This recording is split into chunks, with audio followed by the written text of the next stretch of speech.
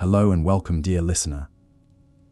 Close your eyes for a moment and let your mind drift back to a world before electricity, before modern hospitals, before the conveniences that cradle us in safety today. Picture instead a small stone cottage, its walls rough, hewn and cool to the touch, a single fire crackling in the hearth. Outside, the night is vast and quiet, except for the soft rustle of animals in their stalls and the distant toll of a church bell, announcing the hour. Inside, a woman labors, her cries muffled by the thick wooden door as neighbors and family gather anxiously. Tonight, a new life is about to begin, the life of a medieval girl. From her very first breath, the odds are not in her favor.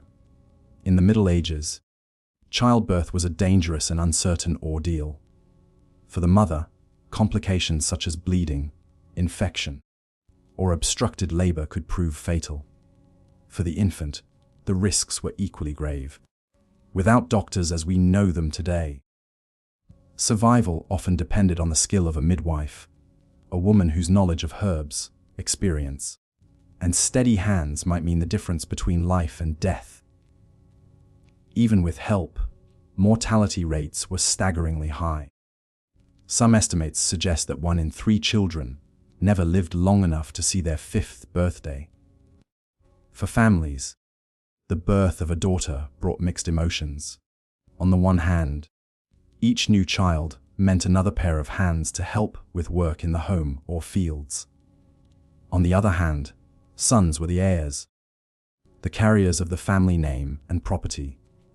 A girl was often welcomed with less celebration, sometimes even disappointment.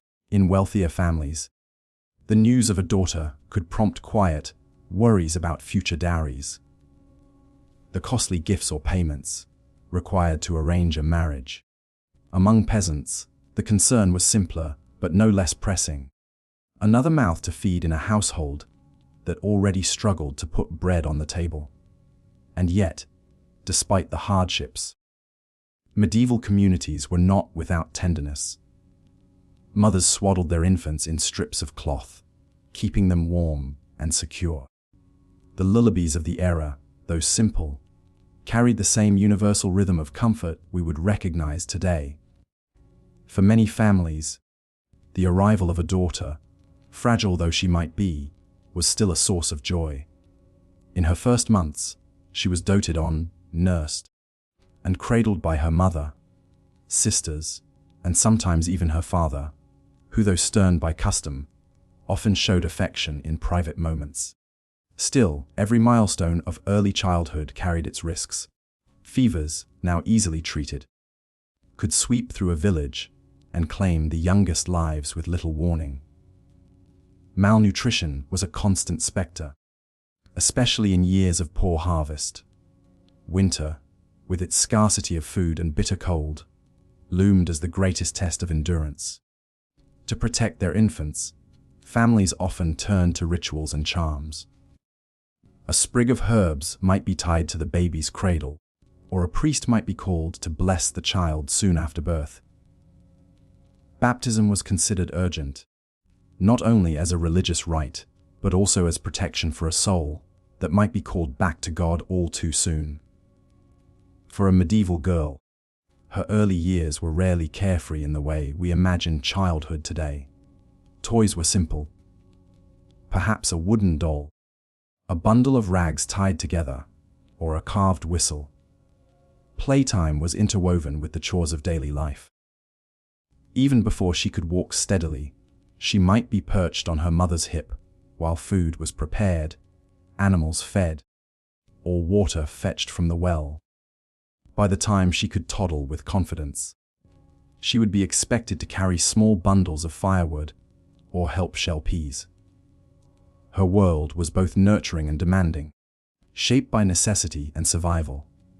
Beyond the household, the larger culture placed expectations upon her even in infancy. The church, which touched nearly every aspect of life in medieval Europe, taught that women were the daughters of Eve, inherently weaker and more prone to sin. From the moment a girl was born, she was woven into this moral framework. Parents were reminded that their daughters must be raised modestly, with obedience and humility impressed upon them from the start. Even a baby girl's name might reflect these values, chosen from saints, martyrs, or biblical figures meant to embody chastity and virtue.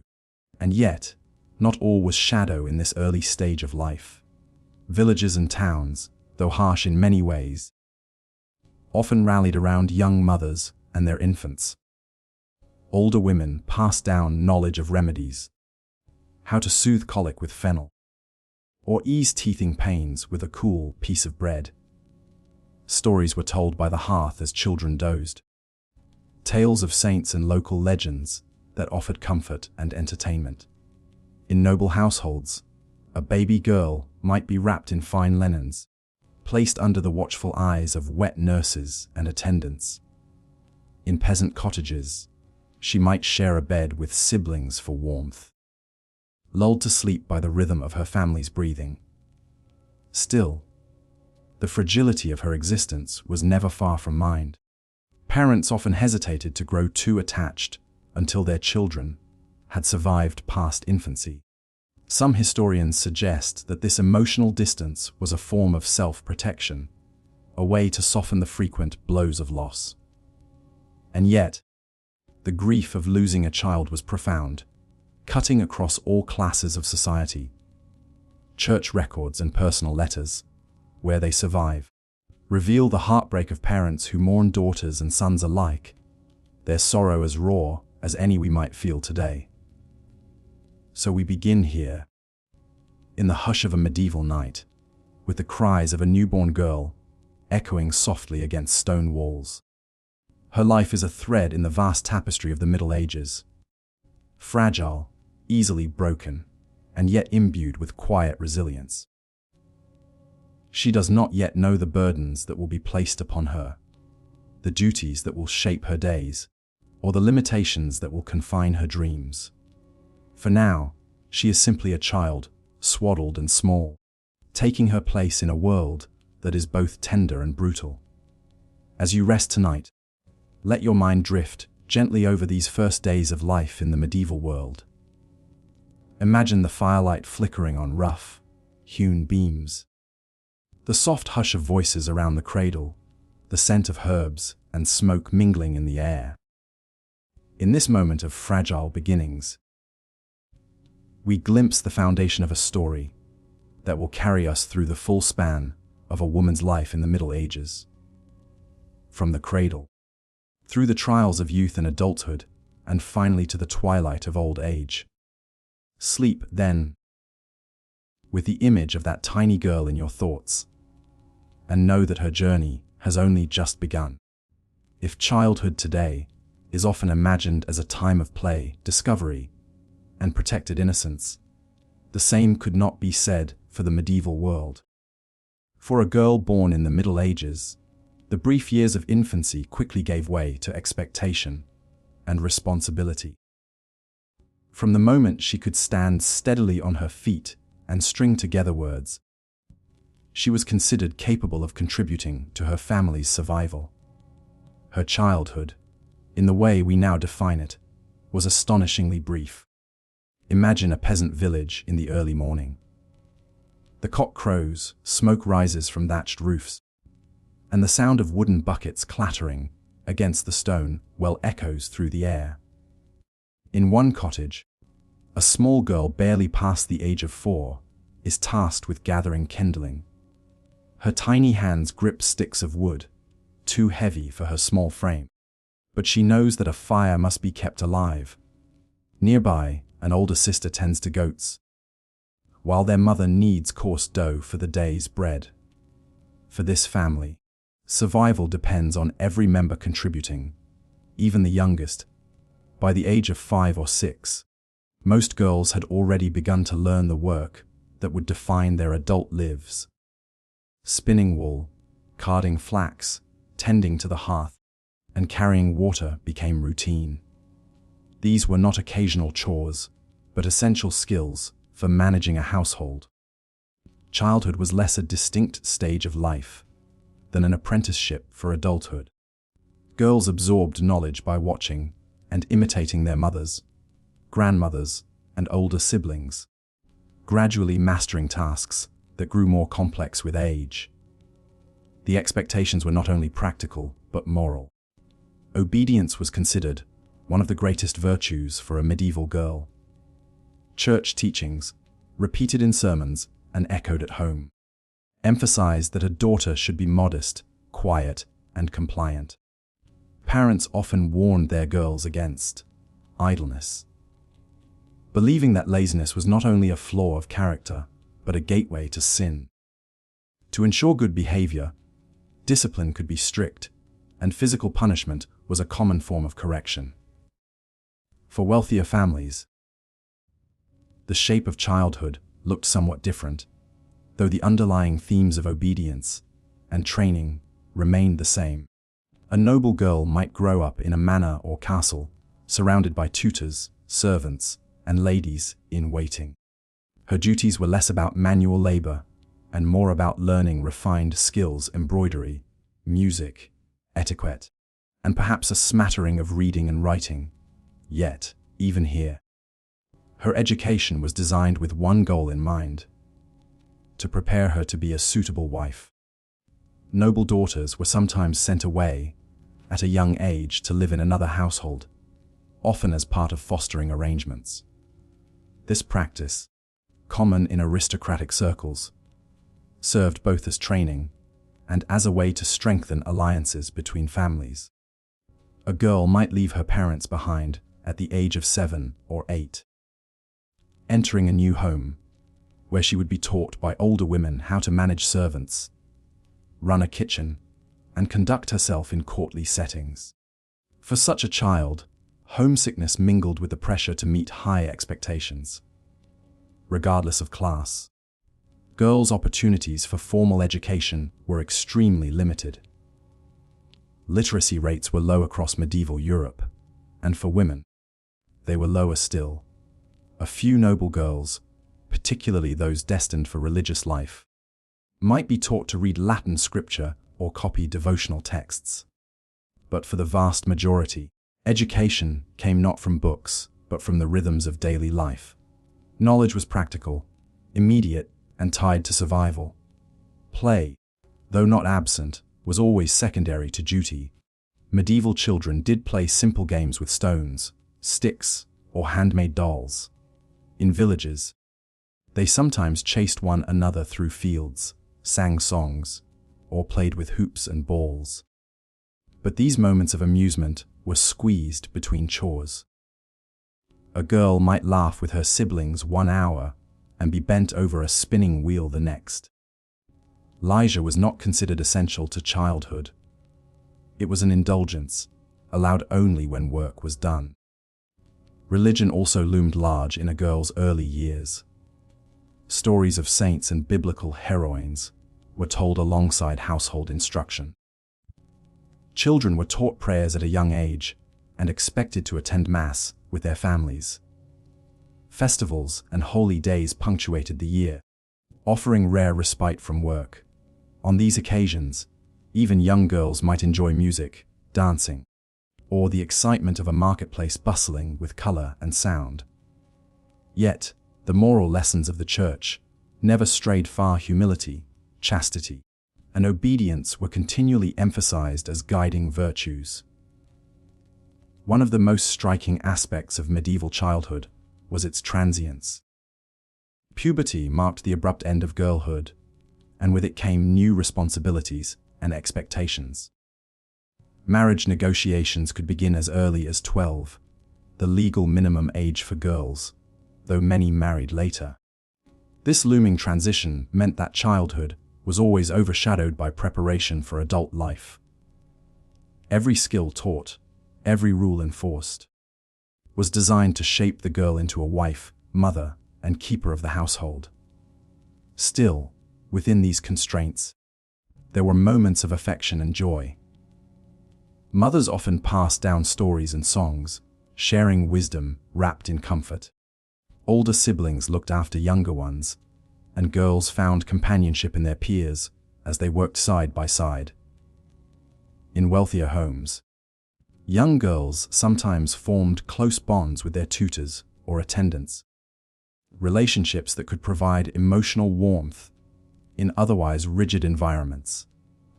Looking back from our modern vantage point, the brevity of medieval childhood may seem shocking, even cruel. But to families of the time, it was simply practical. Life was short. Survival was uncertain, and children were needed to contribute as soon as they were able. To linger too long in innocence was a luxury few could afford. As you drift deeper into rest tonight, imagine a young girl in a medieval village, her small hands red from washing clothes in cold water, her hair tangled by the wind, her eyes bright with determination. She has little time to play, little space to dream, and yet within her, there is resilience. She is learning, absorbing, becoming. Her childhood may be fleeting, but it lays the foundation for all that is to come. And so, her journey continues.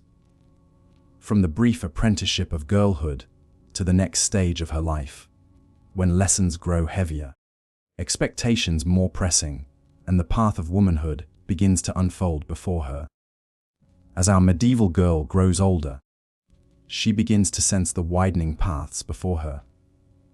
The boys in her community sometimes leave the household for hours at a time, their footsteps leading toward the church, where a parish priest or local cleric teaches them the rudiments of reading and writing. Their voices echo faintly from the stone nave, reciting Latin prayers, stumbling over syllables that feel foreign on young tongues. She, however, remains at home, her lessons delivered not by books or teachers, but by the endless rhythm of chores and the steady instruction of her mother's voice. Education in the Middle Ages was never evenly spread, and for girls, it was especially scarce. Literacy rates were astonishingly low. Some estimates suggest that even among noble families, fewer than one woman in 20 could read with fluency. Among peasants, female literacy was rarer still, a near impossibility in a world where survival required hands at work, not minds bent over parchment. Knowledge for girls was practical, oral, and immediate. She learned how to spin wool, how to prepare food, how to soothe a fever with herbs, and how to keep a household in order. These were her lessons, passed not in ink but in memory. Yet, there were exceptions. In wealthier households, particularly among the nobility, daughters might be offered a glimpse into the written world. A noble girl destined for a convent, for example, could be taught to read Latin so that she might follow the psalms and prayers of the monastic day. Others, if their families valued learning, might receive tutoring in French or Latin, the languages of courtly life and diplomacy. Even so, the education of noble daughters was often more symbolic than practical, an ornament to increase their desirability in marriage negotiations, rather than a genuine path to independence. The divide was stark. Boys were trained with the possibility of careers in the church, law, or administration, roles that required at least some literacy. Girls were trained almost exclusively for marriage, motherhood, and the management of a household. In rare cases, daughters of merchants or artisans might learn to keep accounts, especially if they were expected to help run a family business. For these girls, numbers became tools of survival, a means of recording debts and trades in a bustling marketplace. But such examples were few, and even then, their knowledge often went unacknowledged, folded silently into the success of their husbands' ventures. Religious institutions played a complicated role in this divide. Convents, scattered across Europe, were among the few places where women could truly access education. A girl who entered the cloister might be taught not only to read, but to copy manuscripts, illuminating pages with gold and color, preserving the texts of scripture and classical learning alike. Some nuns even wrote their own works, leaving behind rare female voices in an overwhelmingly male, written age. But the choice of convent life was rarely free. It was often decided by families who could not afford a dowry or who sought spiritual protection for their lineage. For the majority of girls, however, education remained within the sphere of the home. They learned by watching, imitating, and repeating. Their classroom was the kitchen, the field, the weaving room, the nursery. Their teachers were mothers, aunts, and older sisters. Women whose expertise was measured not in letters, but in lived experience. A girl learned to stretch flour to feed more mouths, to weave sturdy cloth that would outlast a season, to recognize the signs of illness that might sweep through a household without warning. These were skills as vital as any scripture, yet they left no written record to echo through the centuries. The divide was not only practical, but symbolic. In the medieval imagination, knowledge itself was gendered. Men were thought to be aligned with reason, intellect, and the divine order of logic. Women were seen as closer to the body, the household, and the cycles of nature. To teach a woman letters was, in some circles, considered unnecessary, even dangerous, for it risked unsettling the balance of authority. The writings of male scholars often echoed this sentiment, portraying women as incapable of handling abstract thought or easily corrupted by too much learning. These ideas, reinforced by church doctrine, ensured that the gates of education remained largely closed to half of the population. And yet, there were moments of quiet rebellion against these norms. In the later Middle Ages, women like Christine de Pizan emerged, writing works that defended women's intelligence and argued for their moral worth. Her example was extraordinary, but not entirely isolated. Some noblewomen acted as patrons of the arts and literature, surrounding themselves with manuscripts and musicians, creating small oases of culture within their courts. Their influence, though rare, revealed what was possible when women were allowed access to the written word. Still, for the average medieval girl, such horizons were distant dreams. She might catch glimpses of letters carved into stone, illuminated capitals in a church Bible, or the markings on a merchant's ledger, but these symbols remained mysterious, belonging to a world from which she was excluded. Her education was measured instead in stitches of embroidery, in loaves baked to perfection, in the countless tasks that bound her identity to the home. As you rest tonight, picture her at the end of a long day, sitting near the firelight, her small hands busy with a spindle of wool. She listens as her mother tells a story, perhaps of a saint, perhaps of a local hero, the spoken word shaping her understanding of the world as surely as any written page. For her, memory is the library, tradition the textbook, and the family hearth the only school she will ever know. In this way, the divide between male and female learning in medieval Europe shaped not only individuals, but entire generations. One half of society was trained to read and record. The other was taught to endure, to serve, to remain silent. And yet, within that silence, there was resilience, a quiet, enduring wisdom that kept households alive through centuries of hardship. As you drift into sleep, let yourself imagine the glow of the fire, the soft murmur of a mother's voice, and the quiet industry of a child learning not from parchment, but from life itself. The lesson for her is clear: knowledge is survival, though the form it takes may never be written in books. The moment a medieval girl's body began to change, so too did her place in the world. Childhood, already short and fleeting, gave way to new expectations. Puberty was not only a biological shift, but also a social marker, signaling that she was ready to step into the roles of womanhood. In villages and cities alike, the transformation of a young girl was closely watched, whispered about, and carefully managed by her family. For a peasant family, the first signs of menstruation brought mixed emotions.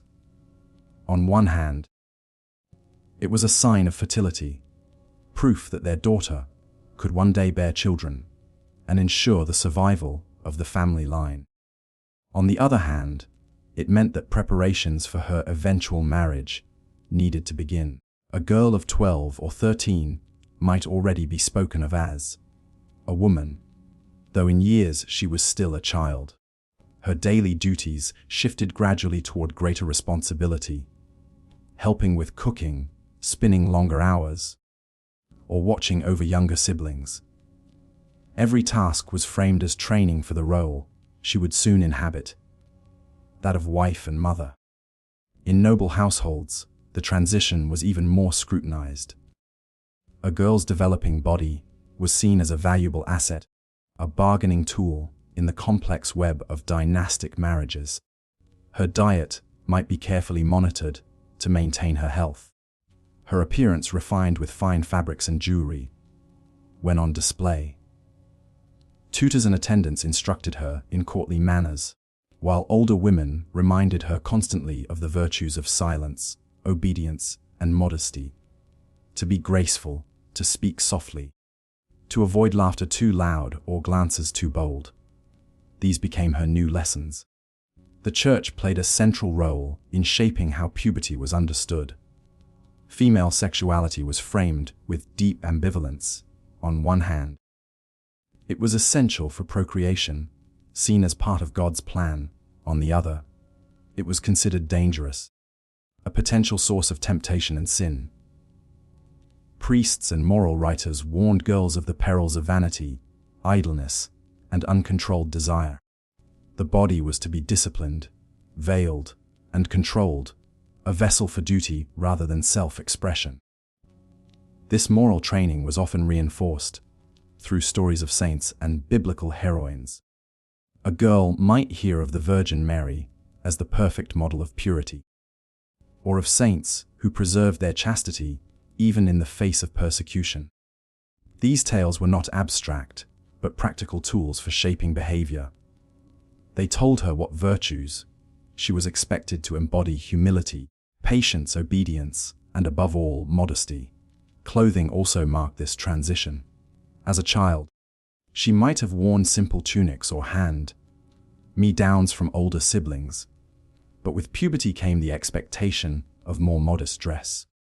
A veil or head covering became customary for many adolescent girls, signaling both their new status and their adherence to the moral codes of their community.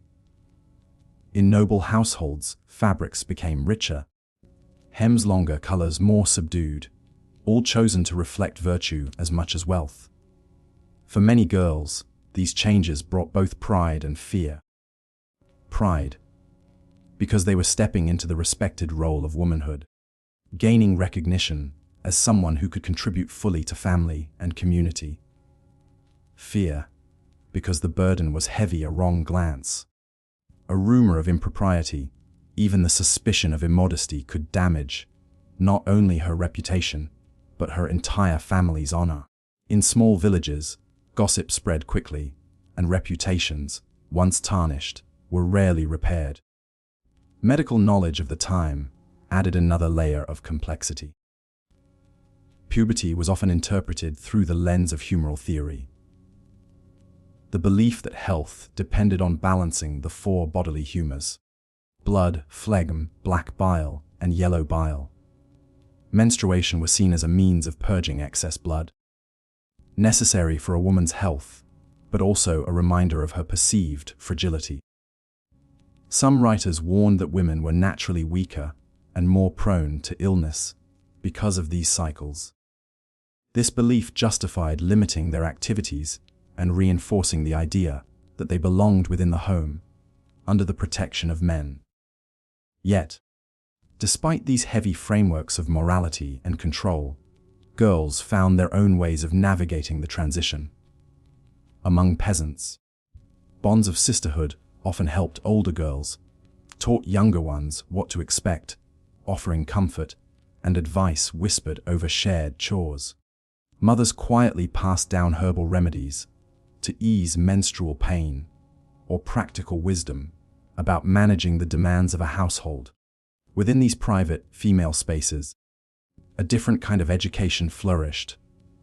One grounded not in sermons or medical texts, but in lived experience and compassion. For noble girls, companionship might be found among attendants or sisters, with whom they shared secrets and fears.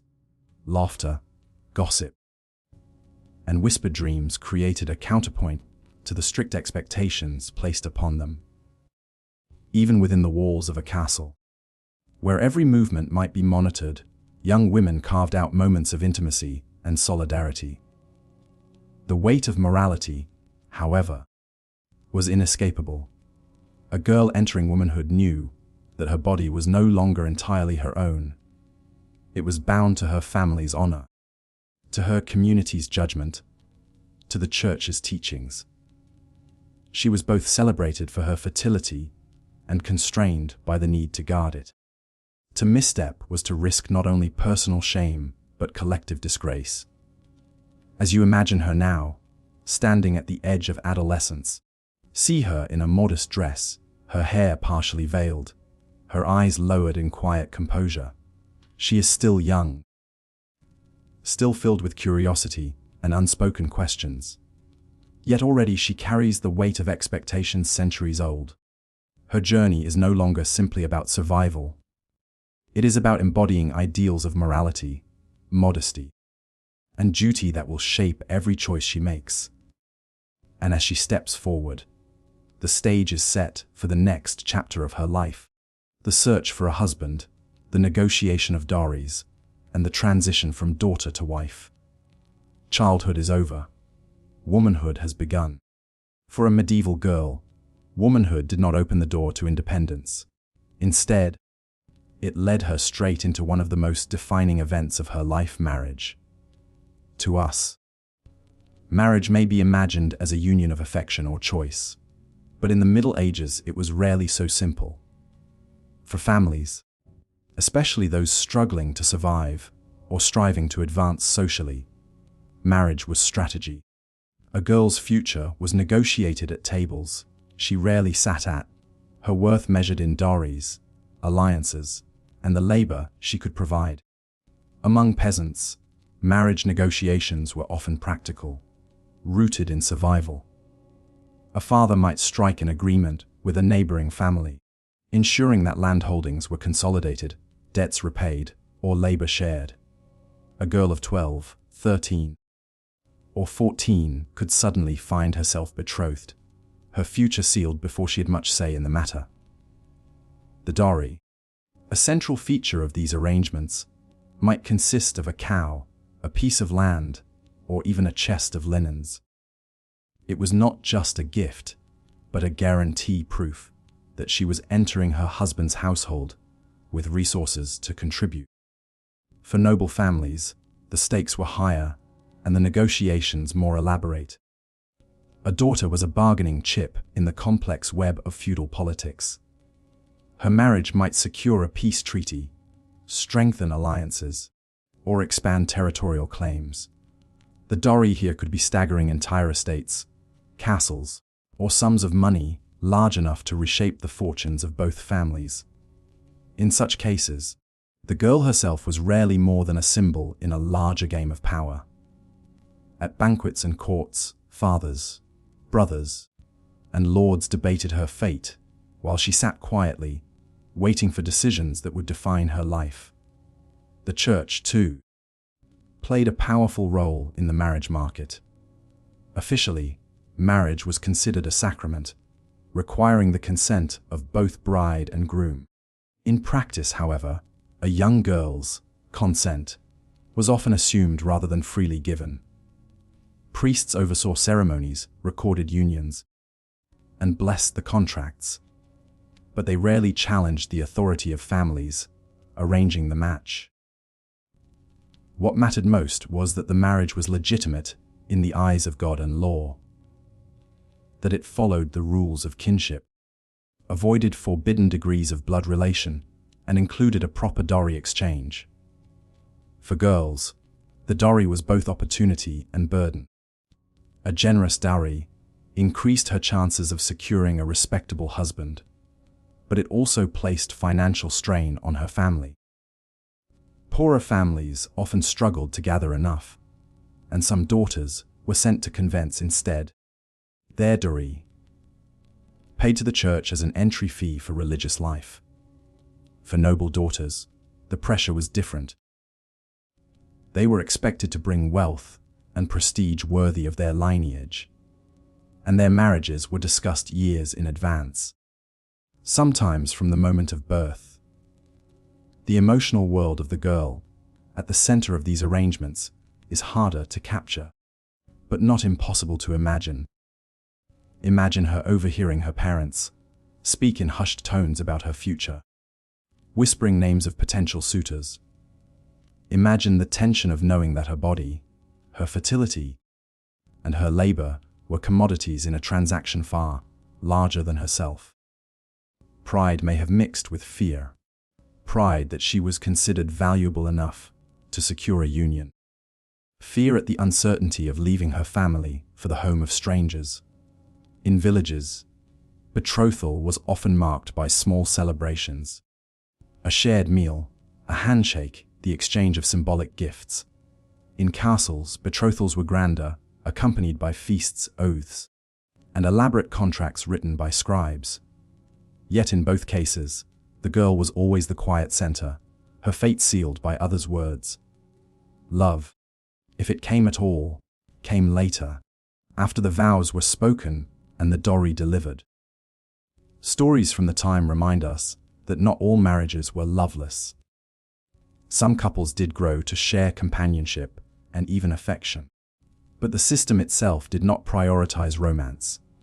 It was designed to bind families, secure resources, and maintain order in a world where survival and power were fragile things.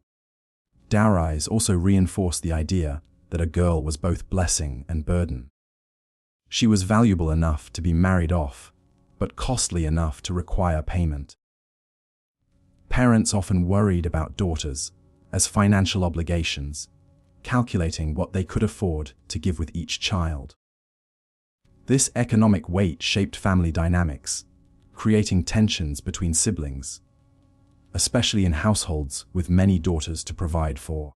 And yet, amid these heavy negotiations, girls sometimes found ways to assert small acts of agency. Some resisted matches, refusing to wed men they despised, though such defiance was rare and dangerous. Others sought the protection of the church, appealing to priests to annul unwanted unions. A few, remarkably, ran away to pursue marriages of their own choosing, though these stories were remembered more as scandals than triumphs. As you picture her now, think of a young girl seated by the hearth, her parents speaking just out of earshot, her future being weighed and measured like goods at a market. Perhaps she is anxious, her hands twisting the fabric of her dress. Perhaps she dreams, against all odds, of a husband who will be kind, or at least gentle.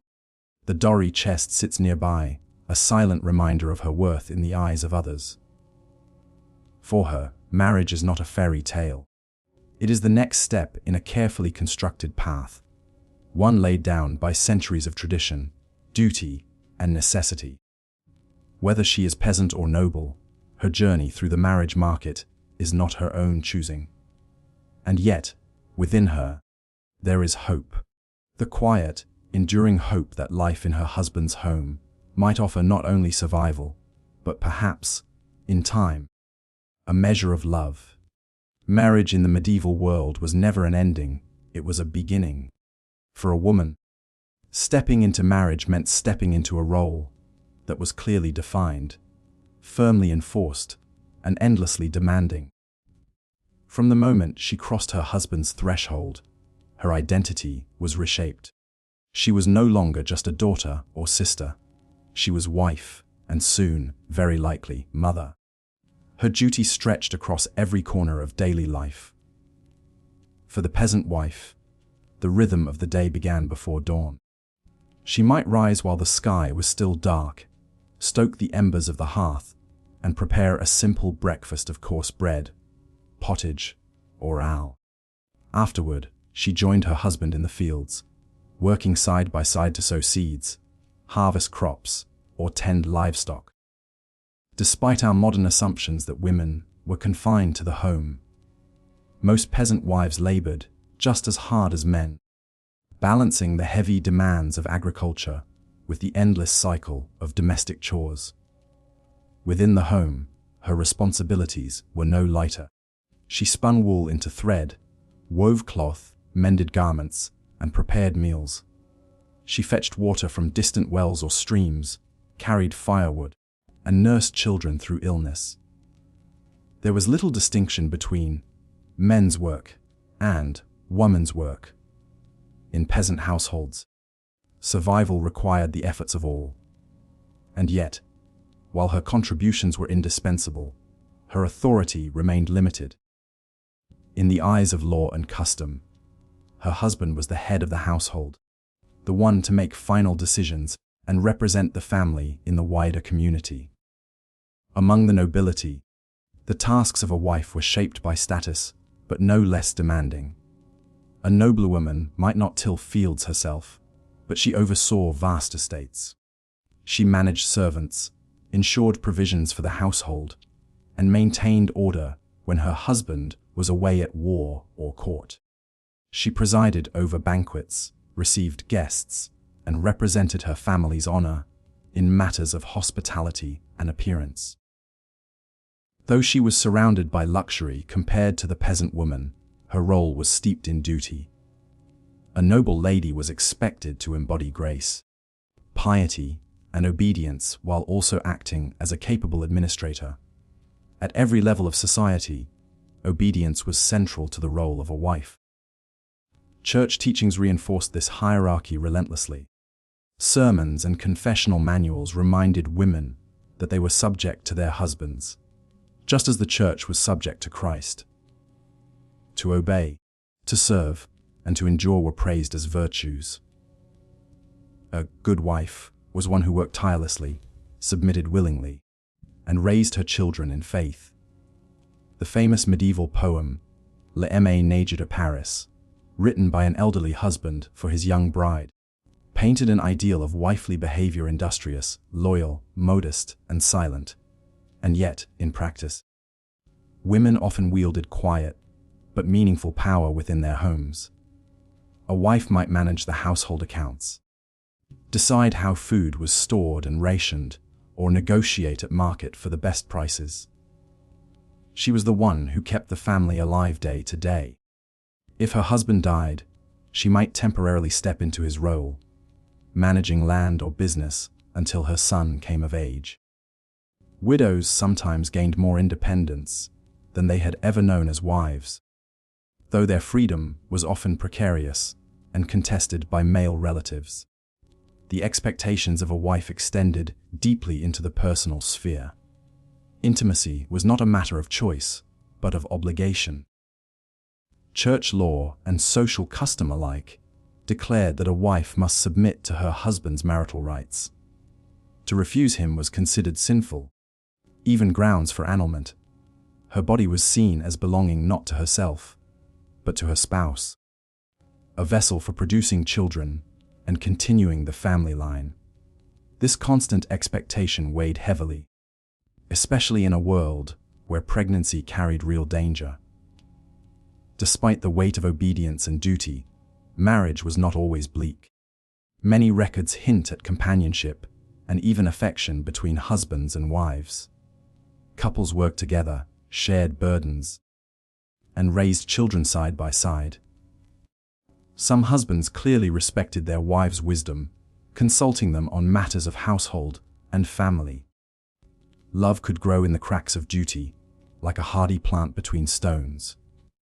But such bonds were often private, uncelebrated, overshadowed by the louder voices of law and church dictating what a wife should be. Cultural ideals of womanhood were reinforced by stories, proverbs, and even punishments. A woman who was too outspoken or disobedient risked being branded a scold, punished with humiliating devices like the scold's bridle or ducking stool. Tales warned men of shrewish wives who brought shame upon their households. By contrast, the obedient, industrious wife was praised as the cornerstone of stability. These cultural narratives served as constant reminders of the expectations placed on every woman who entered into marriage. And so we find her, our medieval wife, bent over her spinning wheel as the daylight fades, her children playing at her feet, her mind already turning to tomorrow's tasks. She has little time for leisure, few opportunities for rest. Her hands are calloused, her body weary, her spirit bound by duty, yet she endures. She endures because survival depends on it. She endures because centuries of tradition tell her she must. In her endurance, there is strength, though history often overlooks it. She is the unseen architect of her family's survival, the quiet force that keeps household and community intact. Her role may be circumscribed, her authority limited, but without her toil, life in the Middle Ages would have ground to a halt. Tonight, as you drift deeper into rest, picture her steady figure by the hearth. Her world was harsh, her duties relentless. Yet her perseverance carved out meaning in the midst of struggle. Through her, the fabric of medieval society was woven thread by thread. If marriage was the gateway to womanhood, then motherhood was its inevitable destination. For a medieval wife, the expectation to bear children was constant, unrelenting, and often perilous. The success of a marriage was measured not in love or companionship, but in children, preferably sons, who would carry on the family line, inherit land, and continue the household's legacy. And yet, in a world with limited medical knowledge, every pregnancy was shadowed by danger. From the moment a wife suspected she was with child, her life became a delicate balance between hope and fear. The early weeks were uncertain, for miscarriages were heartbreakingly common. Midwives, wise women, and older relatives might offer herbal remedies or whispered prayers, but little could truly protect mother or child from the hidden risks: illness, malnutrition, and the strain of endless labor. In daily life weakened many women's bodies, long before they ever reached the birthing chamber. Childbirth itself was no gentle ordeal. Without modern medicine, every delivery was a gamble.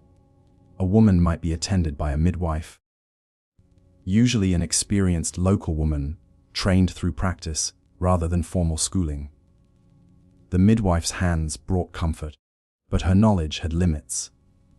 Complications like breech births, hemorrhage, or infection could swiftly turn joyous anticipation into tragedy.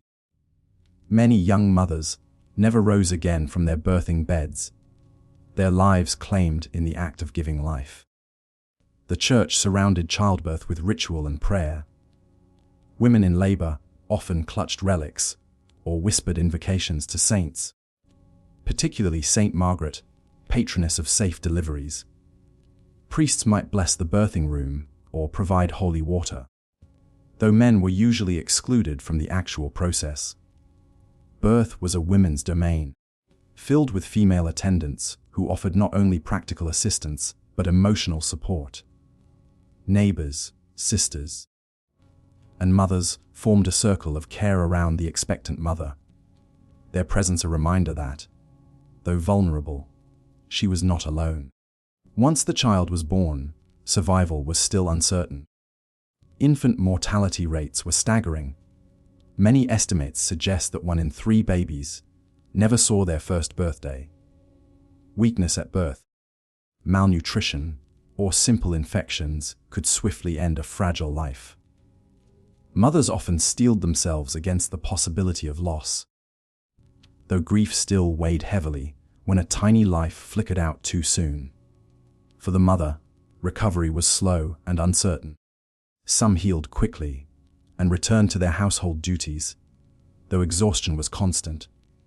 Others suffered lingering complications, fever, bleeding, or injuries that made daily life painful.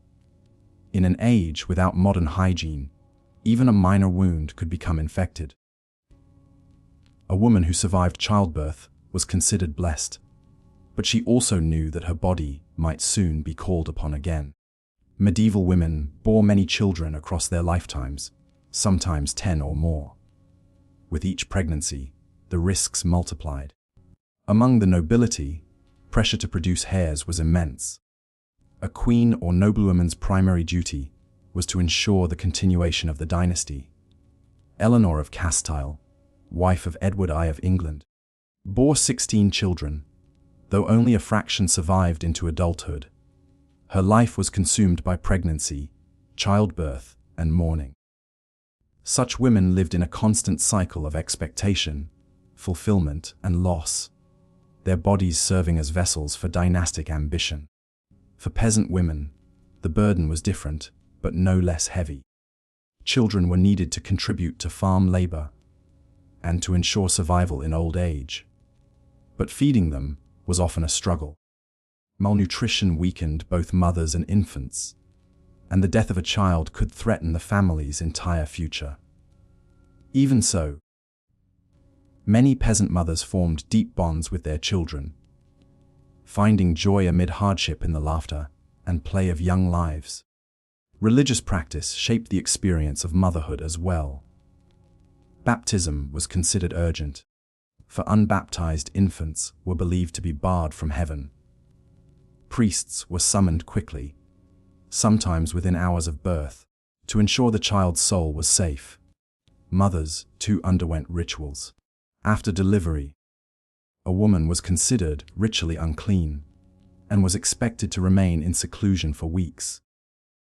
Only after the ceremony of churching, in which she was blessed and purified, could she rejoin the full life of the community. Motherhood was therefore both sacred and dangerous, a path filled with reverence, but also with risk. It carried the possibility of deep joy, but always under the shadow of mortality. Each child was a blessing, yet each pregnancy might be the mother's last. This tension shaped women's lives in profound ways, etching resilience, sorrow, and devotion into their very being. And yet, despite the danger, women persevered. They brought forth life in stone cottages and castle chambers alike, guided by the hands of midwives and strengthened by the prayers of their kin. They bore their losses with a quiet endurance that is hard for us to fathom, and they rejoiced when a newborn's first cry pierced the night. So as you rest tonight, picture a small chamber lit by the glow of a single candle. A mother lies exhausted but alive, her newborn swaddled at her side. Outside, bells toll faintly in the distance, marking the rhythm of medieval life. Within this quiet space, one of history's most universal struggles, the bringing of new life, unfolds with timeless bravery. If childbirth was a battle survived, then the years that followed were another test of endurance. For medieval women, motherhood did not end when the child was born. It only began. Every day was a negotiation between care, survival, and faith in a world where children were cherished, but constantly at risk. The act of nurturing was rooted in both instinct and necessity. A mother's milk was a child's first safeguard, yet breastfeeding was not always straightforward. Many noble families hired wet nurses, women paid to feed and care for infants in place of the mother. In some courts, this was considered not only practical but fashionable, allowing a lady to preserve her health and appearance. For peasant women, however, there was no such option. She nursed her child while working in the fields, carrying the infant on her hip or in a sling as she labored. Childhood itself was precarious, sickness spread easily, and remedies were uncertain. Fevers, coughs, and stomach illnesses could snatch away a child within days. A scraped knee or festering tooth could spiral into life-threatening infection. Mothers responded with every resource they could muster: herbs steeped in honey, charms whispered over the cradle, prayers offered at the shrine of a local saint. Yet no amount of love could guarantee survival. Each day a child lived was a small victory. And yet, despite these dangers, medieval mothers invested deep affection in their children. Some historians once believed parents were cold or distant, hardened by high mortality. But letters, diaries, and poetry reveal another truth. Mothers grieved bitterly when their children died, recording their sorrow in moving detail. They rejoiced at first steps, treasured small gifts, and taught their children with patience. The bond between mother and child was tender, even in the face of inevitable loss. Education and discipline were also part of nurturing. A peasant mother taught her daughters to spin, cook, and manage household tasks from an early age. Sons learned to tend animals, cut wood, or plow the earth. Noblewomen oversaw tutors for their children, but also instilled manners, faith, and the duties of their station. The mother's influence was both practical and moral. She shaped the child's habits, prayers, and character, even if her authority was always overshadowed by the father's. Mothers also bore the emotional burden of preparing children for a harsh world. They knew many sons would leave home to apprentice, labor, or fight. Daughters might be married off young, often to men they barely knew. A mother's role was to prepare them for these transitions, to teach resilience, humility, and obedience, virtues prized in medieval society. The task was bittersweet: to love deeply, yet to let go early. Faith wove itself through every stage of nurturing. Mothers taught children to cross themselves, to recite the Lord's Prayer, and to fear sin. Night prayers were whispered at bedsides, saints' days were marked with rituals, and morality was reinforced through stories. Even lullabies carried echoes of devotion, blending comfort with lessons of piety. In this way, a mother was not only a caretaker, but also a child's first teacher of faith. Play, too, had its place in childhood. Though shaped by scarcity, peasant children carved toys from wood, played simple games with stones, or sang songs learned from their mothers. Noble children had dolls, hobby horses, and miniature weapons. Mothers, no matter their rank, often joined in small ways, humming songs, fashioning toys, or telling stories by the fire. These acts of affection gave children moments of joy amid the struggles of medieval life. But the shadow of mortality never receded.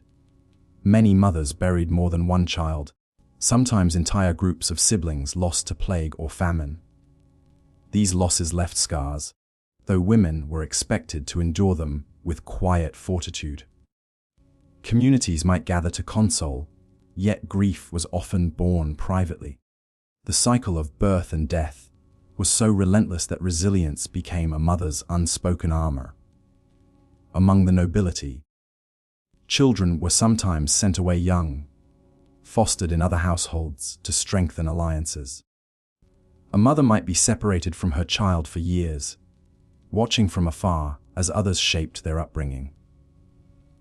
This distance could be painful, yet it was accepted as part of duty. In contrast, peasant mothers usually kept their children close, sharing every hardship and joy of daily life until adulthood. Despite all constraints, motherhood in the Middle Ages was not only a burden. It was also a source of meaning, identity, and quiet power.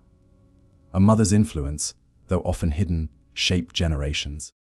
Through lullabies, lessons, and unyielding care, she passed down traditions, beliefs, and skills that sustained communities. Without her, the fragile thread of survival would have snapped. So imagine her, this medieval mother, sitting by a hearth at the close of day. Her hands are raw from labor, her body weary, yet she cradles her child against her chest, humming a melody older than memory. Outside, the world is harsh and uncertain, but here, in this tender circle of warmth, she offers comfort, hope, and love. Her nurturing is not only an act of survival, but of defiance. A declaration that life, however fragile, is worth the care it demands. When we picture the Middle Ages, it is tempting to imagine men at the plough and women by the hearth. But the truth is more complex. Medieval women were never idle. Their labor was essential, visible in fields, workshops, and markets across Europe. They worked not only for survival, but also as contributors to their communities and economies. To understand women in the Middle Ages, we must see them as workers as well as wives, mothers, and daughters. For the peasant woman, work began at dawn and stretched into night. She rose before the sun to bake bread, tend animals, and fetch water. Then she followed her husband into the fields, her hands sowing seeds or pulling weeds from the soil. Harvest time demanded every able body, and women bent their backs beside men, scything grain or binding sheaves under the hot sun. In these rural rhythms, her labor was inseparable from his. The household was a single unit of survival, and without her strength, the land would not yield its fruits. But her work did not end at the edge of the field. Within the home, she spun wool, wove cloth, and mended garments. She brewed ale, a crucial staple in a world where clean water was scarce. Brewing, in fact, became such a common female occupation that Olowife was a familiar figure in towns and villages. She also tended vegetable gardens, gathered herbs, and sometimes kept bees for honey. Each task may seem small, but together they wove the fabric of daily survival. In towns and cities, women took on different kinds of labor. Many worked in crafts and trades, sometimes alongside their husbands, sometimes on their own. The records of medieval guilds, associations of skilled workers, reveal that women were often present, though not always welcomed. Some guilds barred women entirely, while others allowed them as members or widows carrying on a husband's trade. In weaving, brewing, baking, and silk making, women's hands shaped goods that fed and clothed their communities. Markets were another sphere of women's work. Peasant women often carried baskets of eggs, cheese, or produce to town, selling small quantities to supplement their household's income. In bustling cities, women ran stalls, haggled with customers, and managed accounts. The market square was not only a place of commerce, but also a stage where women asserted a degree of independence. Their earnings, however modest, gave them a voice in household finances and sometimes a measure of autonomy. Noblewomen, though free from manual labor, bore their own work. They managed estates in their husband's absence, overseeing harvests, rents, and household staff. They were expected to keep order, ensure the loyalty of tenants, and preserve the prosperity of the land. Letters and account books from noble households reveal women who were sharp administrators, balancing books, resolving disputes, and negotiating with merchants. A noblewoman might not wield a scythe or hammer, but her decisions could shape the livelihood of hundreds. Domestic service was another avenue of work, especially for unmarried or widowed women. Towns and castles teemed with maids, cooks, laundresses, and wet nurses, whose labor supported wealthier households. For some, service was temporary, a way to earn a dowry before marriage. For others, it became a lifetime occupation, though their roles placed them in subservience. These women formed networks of support within the households where they lived, creating bonds that were both professional and personal. It is important to note that women's work was often undervalued. Though they labored as hard as men, their wages were usually lower. Legal records show repeated attempts to restrict women from certain trades, reflecting both competition and prejudice. Yet despite barriers, women persisted. They found ways into workshops, markets, and professions, proving their indispensability again and again. Religious institutions also offered women a different kind of work. Convents became centers of production and learning, where nuns copied manuscripts, taught children, brewed ale, and tended gardens. These women contributed not only spiritual labor, but also economic output, sustaining their communities with skilled work. Within the convent walls, some women found more freedom to shape their lives than in the households they had left behind. Work could be a means of survival, but it could also offer pride. A woman who brewed excellent ale might earn a loyal clientele. A skilled weaver could pass her craft to her daughters, ensuring the family's income. Even the humblest tasks carried dignity, for they were part of a collective struggle against hunger, cold, and want. In this sense, work was not only necessity, but also identity. Still, the burdens were heavy. Long hours, physical strain, and the constant pull between domestic duties and income. Earning labor left women exhausted. Their contributions were often taken for granted, folded invisibly into the functioning of households and economies. Yet without them, the medieval world would have faltered.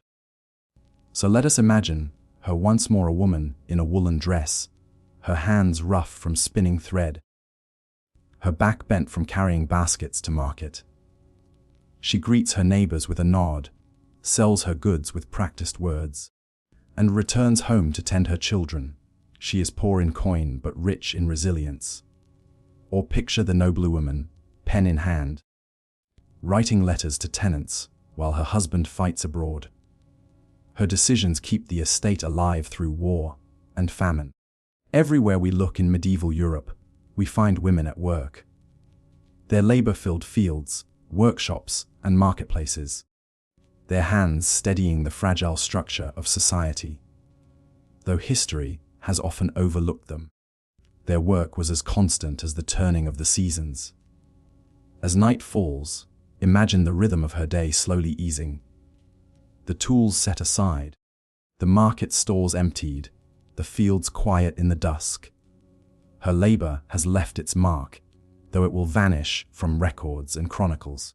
But here, in this quiet reflection, we honor it, the unseen, unending work of medieval women, the backbone of a world that could not have endured without them. Not every woman's path led to marriage, motherhood, or the marketplace. Some turned instead toward a life set apart, a life behind convent walls, where prayer, devotion, and service became their calling. The cloistered life of medieval nuns may seem remote to us now, but for many women, it was both a refuge and a source of unexpected power. From the outside, convents appeared as places of withdrawal, cut off from the noise and chaos of the world. Stone walls enclosed quiet courtyards, chapels rang with chants, and cloisters echoed with the soft tread of sandals. But inside, these communities of women bustled with activity. A convent was not merely a place of seclusion, it was a hub of learning, labor, and spiritual discipline. The decision to join a convent could arise from many circumstances. Some women entered willingly, seeking a deeper relationship with God. For them, the vows of chastity, poverty, and obedience were not burdens, but pathways to holiness. Others were placed in convents by families eager to secure their daughters' futures or to avoid the cost of a dowry. Younger daughters of noble families often found themselves veiled and cloistered, their lives charted not by personal choice, but by familial strategy. And for widows, the convent sometimes offered safety, dignity, and purpose after the loss of a husband. Life within the cloister followed a strict rhythm. The day was divided by the ringing of bells that called nuns to the divine office, the cycle of prayers chanted at regular intervals, From dawn until nightfall, their hours were shaped by worship, work, and study. At matins, they rose in the darkness before sunrise, their voices weaving hymns into the silence. At vespers, as the sun set, they offered prayers of gratitude and reflection. In between, they labored with their hands or minds, weaving the spiritual into the ordinary. Work filled much of their time. Nuns tended gardens, brewed ale, baked bread, and spun wool to sustain their communities. Some copied manuscripts, illuminating pages with delicate artistry that still astonishes us centuries later. Convents also served as centers of learning, especially for women. Girls placed in convent schools learned to read, write, and sing, acquiring skills rare outside those walls. For some nuns, literacy opened doors to profound expression. We know their voices today through letters, hymns, and mystical writings. The cloister was also a place of care. Many convents tended the sick, offering herbal remedies and shelter for the poor. Nuns became healers and midwives, drawing on generations of accumulated knowledge. In this role, they served not only their fellow sisters, but also the wider community, acting as a quiet but vital extension of medieval healthcare. Yet the cloistered life was not without challenges. Strict rules governed every aspect of conduct. Silence, fasting, and obedience were expected. Contact with the outside world was limited. While some women embraced this discipline, others chafed against it. Letters and chronicles sometimes hint at struggles. Nuns longing for freedom, families disputing property with convents, abbesses clashing with local bishops. The cloister was holy, but it was also deeply human, filled with the same tensions and conflicts found beyond its walls. For certain women, however, convent life opened doors of influence unavailable elsewhere. Abbesses, the leaders of convents, could wield remarkable authority. They managed estates, directed servants, and corresponded with rulers and popes. Some abbesses commanded respect equal to that of male clergy, their voices shaping religious and political debates. Hildegard of Bingen, the 12th century abbess, stands as a shining example. She wrote music, theology, and natural science, corresponding with kings and emperors, while guiding her community with visionary insight. The spirituality cultivated in convents was rich and varied. Mysticism flourished within their walls, as women sought direct encounters with the divine through visions, prayers, and meditations. Their writings reveal an intimacy with God, expressed in language of love, longing, and union. These spiritual texts offered a powerful alternative to the male-dominated theology of their age, placing women's experiences of faith at the center of sacred expression. At the same time, convents offered women a degree of safety. While marriage exposed women to the risks of childbirth and the authority of husbands, the cloister freed them from these burdens. Though bound by vows, they lived among sisters rather than under male control. Within these walls, bonds of friendship and solidarity grew. Daily life might have been austere, but it was also enriched by the companionship of women who shared devotion and struggle alike. Still, this path was not available to all. Convents often required dowries for entry, excluding poorer women. Opportunities were unevenly distributed, and many convents catered primarily to daughters of noble families. Yet even with these barriers, the convent remained one of the few medieval institutions where women could learn, write, and lead in ways otherwise denied to them. Imagine a cloister at dusk. The nuns gather in the chapel, their chants rising together, echoing against stone walls warmed by candlelight. Beyond the enclosure, the world presses on with wars, plagues, and harvests. But here, within the cloister, women carve out a sacred space of their own, a place where their prayers shape the rhythm of life. where their hands sustain body and spirit, and where their voices whisper through history still. The cloistered life was neither entirely free nor entirely constrained. It offered refuge, discipline, learning, and at times, power. It stood apart from the world, yet remained connected through prayer, labor, and service. For countless medieval women, it was a life of both sacrifice and fulfillment, a testimony to devotion, resilience, and the search for meaning beyond the ordinary. In the medieval world, widowhood was one of the few turning points where a woman might find herself with an unusual degree of independence. To modern ears, it may sound surprising. After all, the Middle Ages are remembered for their strict hierarchies and heavy restrictions upon women. But for many, the passing of a husband marked both the beginning of mourning and the first true taste of autonomy. The death of a husband could come at any stage of life. Wars, disease, famine, and accidents claimed men young and old, often suddenly. Some women were widowed while still in their teens or early 20s, left with small children and households to maintain. Others spent decades in marriage before finding themselves alone in their later years. Whatever the age, widowhood was a profound transformation. At first, grief was the central reality. Funeral rites were filled with solemnity, and widows were expected to don black or dark veils, marking their loss visibly to the community. In some regions, mourning periods were strictly enforced. A widow might remain secluded for weeks or months, her clothing and demeanor outward signs of her sorrow. For wealthier women, the observance of ritual mourning was an important social expectation.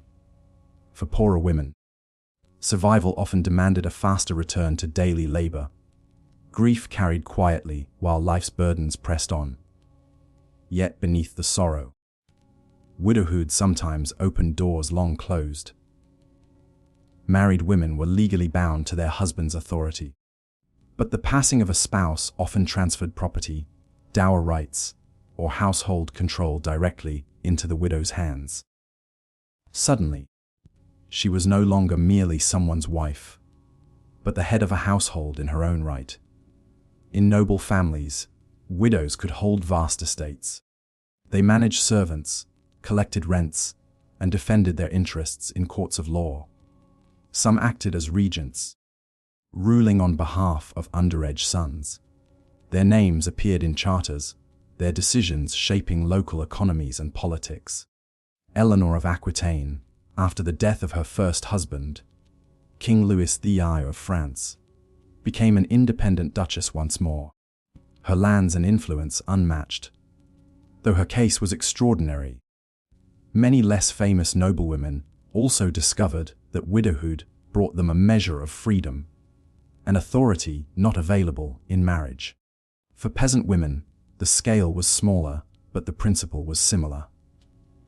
A widow might inherit her husband's tools, animals, or a small plot of land. She could manage the household, make arrangements with neighbors, and even represent herself in local disputes. Though always vulnerable to poverty and pressure, she had more decision-making power than she ever possessed as a wife. In villages across Europe, widows were a common sight, bent with labor, yes, but quietly independent in their own modest ways. Still, independence carried risks. A widow without children or allies could easily become a target. Male relatives or in-laws might attempt to seize her property, arguing she was unfit to manage it. Communities often encouraged widows to remarry, seeing marriage as the safest arrangement. For younger women, remarriage was almost inevitable, both for protection and for the possibility of more children. Older widows, however, were sometimes able to resist and live out their days in relative self-sufficiency. Religion also shaped widowhood. The Church praised widows who chose to remain unmarried, holding them up as models of chastity and devotion. Some even entered convents, turning their new independence toward a spiritual life. Others became benefactors of churches or monasteries, donating land or wealth in exchange for prayers for their departed husbands' souls. The image of the pious, charitable widow was a respected one, and it gave women a way to carve out honorable identities beyond marriage. But not every widow was celebrated. Without protection, some fell into poverty, forced to beg or rely on charity. Medieval literature often portrayed the destitute widow as a pitiable figure, a reminder of life's fragility. These women depended on their communities, their survival hanging by a thread.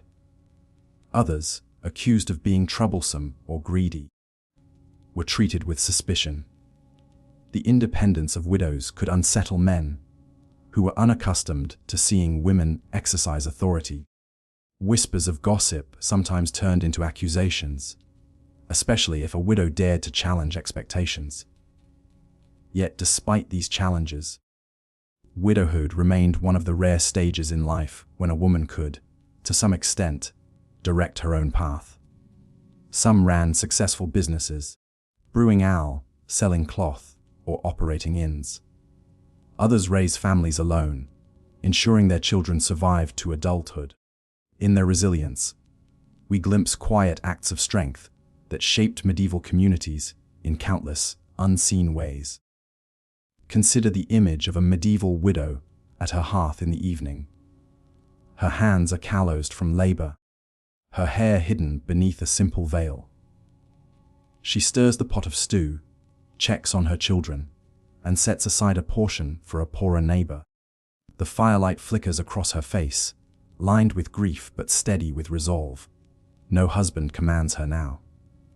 The choices, though limited, are hers to make. In these women's lives, we see the complicated mixture of sorrow and empowerment that widowhood brought. Loss marked them deeply, but with it came opportunities to step beyond roles narrowly defined by men. Some seized these moments, becoming influential figures in their communities. Others simply endured, carving out survival in the margins of a difficult world. As we close our eyes tonight, let us honor these widows of the medieval past. Women who lived at the intersection of vulnerability and strength, who bore grief with dignity, and who discovered, often unexpectedly, what it meant to stand on their own. Their stories remind us that even in an age of harsh restrictions, cracks of light appeared through which resilience and independence could shine. Few moments in a medieval woman's life carried more weight, more danger, or more expectation than childbirth. To become a mother was seen as both her duty and her destiny. Yet it was also a threshold of peril, a moment where joy and tragedy stood side by side. In a world without modern medicine, the act of bringing life into the world could just as easily claim a life as create one. From the first signs of pregnancy, women bore both excitement and dread. Families hoped for healthy children, sons above all, while mothers quietly prayed for survival through the long months ahead. For some, pregnancy came again and again, year after year, as the rhythm of life seemed to demand it. A noblewoman was expected to provide heirs to secure family lines, while peasant women were called upon to produce strong bodies for the fields and future households. To be childless, or to bear only daughters, often brought scorn, pity, or suspicion. Medical knowledge of the time was limited, and much of what was known rested in the hands of women, midwives, mothers, and wise healers who passed on their knowledge through generations. These women guided expectant mothers, offering herbal remedies, whispered prayers, and steady reassurance. They prepared charms against evil spirits. For childbirth was not only a physical trial, but also seen as a spiritual battle. Some midwives placed protective relics near the bed, or invoked saints believed to safeguard mothers in their hour of need. When the time came, the birthing chamber became a world unto itself.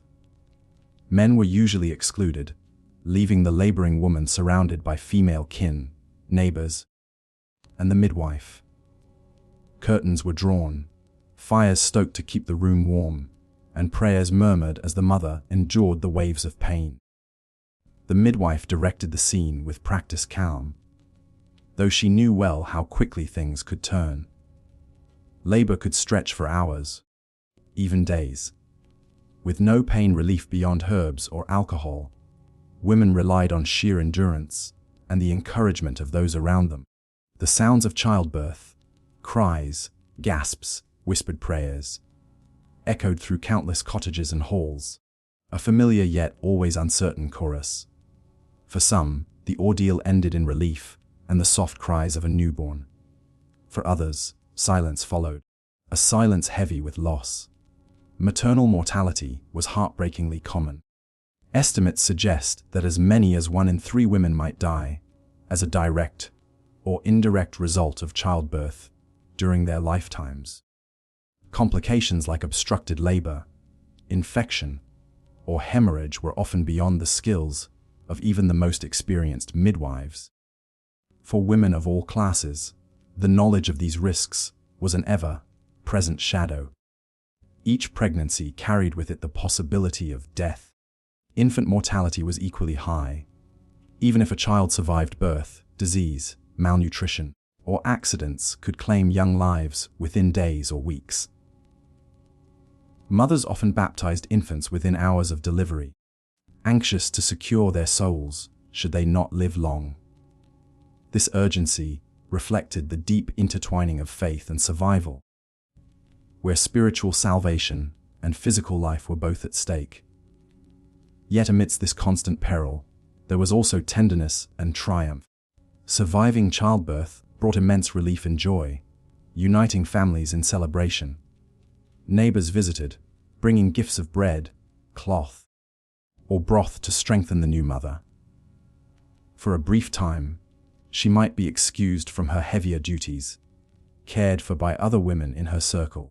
And these moments of rest, solidarity, and shared joy softened the sharp edges of risk. The role of the midwife was central, and yet it carried dangers of its own. Midwives were respected, but also vulnerable to suspicion. Their intimate knowledge of women's bodies and their use of herbs or charms could, in darker moments, lead to accusations of witchcraft. A failed birth might bring not only grief but also blame, with the midwife cast as a scapegoat. Still, despite these risks, countless women trusted and relied upon them, finding in their steady hands a measure of hope. Some women, particularly among the nobility, faced childbirth not only as a personal trial, but as a matter of state. Queens and duchesses carried the heavy weight of dynastic expectation. The birth of a son could secure alliances and stabilize kingdoms, while the failure to produce heirs could invite political turmoil. Eleanor of Castile, wife of Edward I of England, endured at least 16 pregnancies, bearing numerous children in a relentless effort to ensure the royal line. Each birth was a public matter, her private suffering entwined with the fate of a nation. For peasant women, the stakes were no less real, though less recorded. Each child meant another pair of hands to help with labor, but also another mouth to feed. A mother's survival meant stability for her household, while her loss could spell disaster for her children. The cycle of birth and death, so constant and so fragile, shaped every village and every family. As we picture the medieval birthing chamber, let us soften the sharp realities with a touch of compassion. Imagine the flicker of candlelight on stone or timber walls. The quiet strength of women gathered in support, the midwife's calm voice guiding the moment. Hear the final cries of labor, giving way to the thin wail of a newborn, fragile yet alive. In that sound lies both victory and vulnerability, the continuation of a story that had begun countless times before. For medieval women, motherhood was both gift and burden, promise and peril. It demanded endurance beyond measure, yet it also revealed extraordinary resilience. Each birth carried not only the risk of loss, but also the hope of continuity, the chance to nurture life in a world where survival was never guaranteed. As we drift to rest, let us honor those mothers of the past. Their courage in the face of danger, their love despite uncertainty, and their unwavering will to bring forth life remind us of the quiet heroism woven into history's forgotten corners. When we think of medieval life, the mind often drifts toward knights in armor, castles on hilltops, or kings and queens in their halls. But the truest heartbeat of the Middle Ages was not in courts or battlefields. It was in the endless rhythm of work. And at the center of that rhythm stood women. Whether noble or peasant, cloistered nun or bustling merchant's wife, women's lives were defined by toil. Their labor, often invisible to chroniclers of the time, was nonetheless essential to the survival of families, villages, and even kingdoms. For most women, work began at dawn. In a peasant household, the cock's crow called them from their beds, and before the sun had risen fully, they were already in motion. Bread had to be baked, fires tended, children dressed, and animals fed. Their hands ground grain on heavy stones. Their shoulders bore buckets of water from the well. By the time the men headed to the fields, women had already completed hours of labor. Yet their duties did not end at the threshold of the home. Peasant women worked alongside their husbands in the fields, planting, weeding, harvesting, and gleaning. They bent their backs under the same sun, their skirts brushing the soil, their hands raw from tools and thorns. During harvest season, the fields became a place of ceaseless activity where men, women, and children alike joined the great communal push to gather the grain. The success of these weeks determined survival for the year ahead. Hunger was never far away, and women bore the dual burden of laboring for food and rationing it wisely through the lean months of winter. In towns and cities, women's labor took different forms, but was no less demanding. They spun wool, wove cloth, brewed ale, baked bread, sold produce, and traded goods. Many were integral to family businesses, whether in market stalls or workshops. In guild towns, the names of male craftsmen filled the roles, but behind them worked wives and daughters, often unacknowledged, yet essential to production. A widow might even inherit her husband's workshop, continuing his trade in her own name, one of the few ways women could enter the records of commerce. Among noble families, the nature of work shifted, but it did not disappear. Noblewomen managed estates, oversaw servants, and directed the complex running of large households. Their labor was less physical, but it demanded constant attention and skill. Accounts had to be balanced, supplies ordered, disputes among tenants settled. A noblewoman was expected to embody both authority and hospitality, ensuring her hall reflected her family's wealth and status. In times of war, she might even be left as the de facto ruler, responsible for defending lands and keeping order in her husband's absence. Domestic labor was unending. Women were the keepers of food, from the sowing of seeds to the preservation of meat and vegetables for winter. They brewed ale, a staple of the medieval diet, in great cauldrons, the air thick with the smell of malt and yeast. They spun wool, a task so common that spinning became synonymous with womanhood itself. The distaff, a simple tool for spinning, was a symbol of femininity across Europe. Each thread woven into cloth was the product of hours of patient work, and each garment carried the quiet imprint of countless female hands. Motherhood layered yet more labor upon these already burdened lives. Caring for infants, nursing the sick, and teaching children fell largely to women. The rhythm of their days moved between the field, the hearth, and the cradle. In this ceaseless work, joy and exhaustion mingled. A lullaby sung at night was as much an act of love as of necessity, soothing tired children while weary mothers found a moment's rest. Work also shaped community. Women gathered at wells, in fields, or at spinning circles, sharing stories, songs, and wisdom while they toiled. These gatherings were not merely practical, but also social, weaving bonds of kinship and support. In their shared labor, women found companionship and resilience, carrying one another through the hardships of life. But toil could also weigh heavily. The burdens of work left little space for rest or leisure, and the aging process came early. Women in their 40s often bore the faces and bodies of old age, their lives worn by endless cycles of effort. Sickness and malnutrition only deepened the toll. For many, there was little escape. Work was survival, and survival was work. Religious ideals often framed this labor. The church praised the diligence of women, urging them to embrace their roles with humility and devotion. At the same time, it warned against idleness, painting industriousness as a moral duty. Saints' lives and sermons frequently held up hard-working women as examples of piety.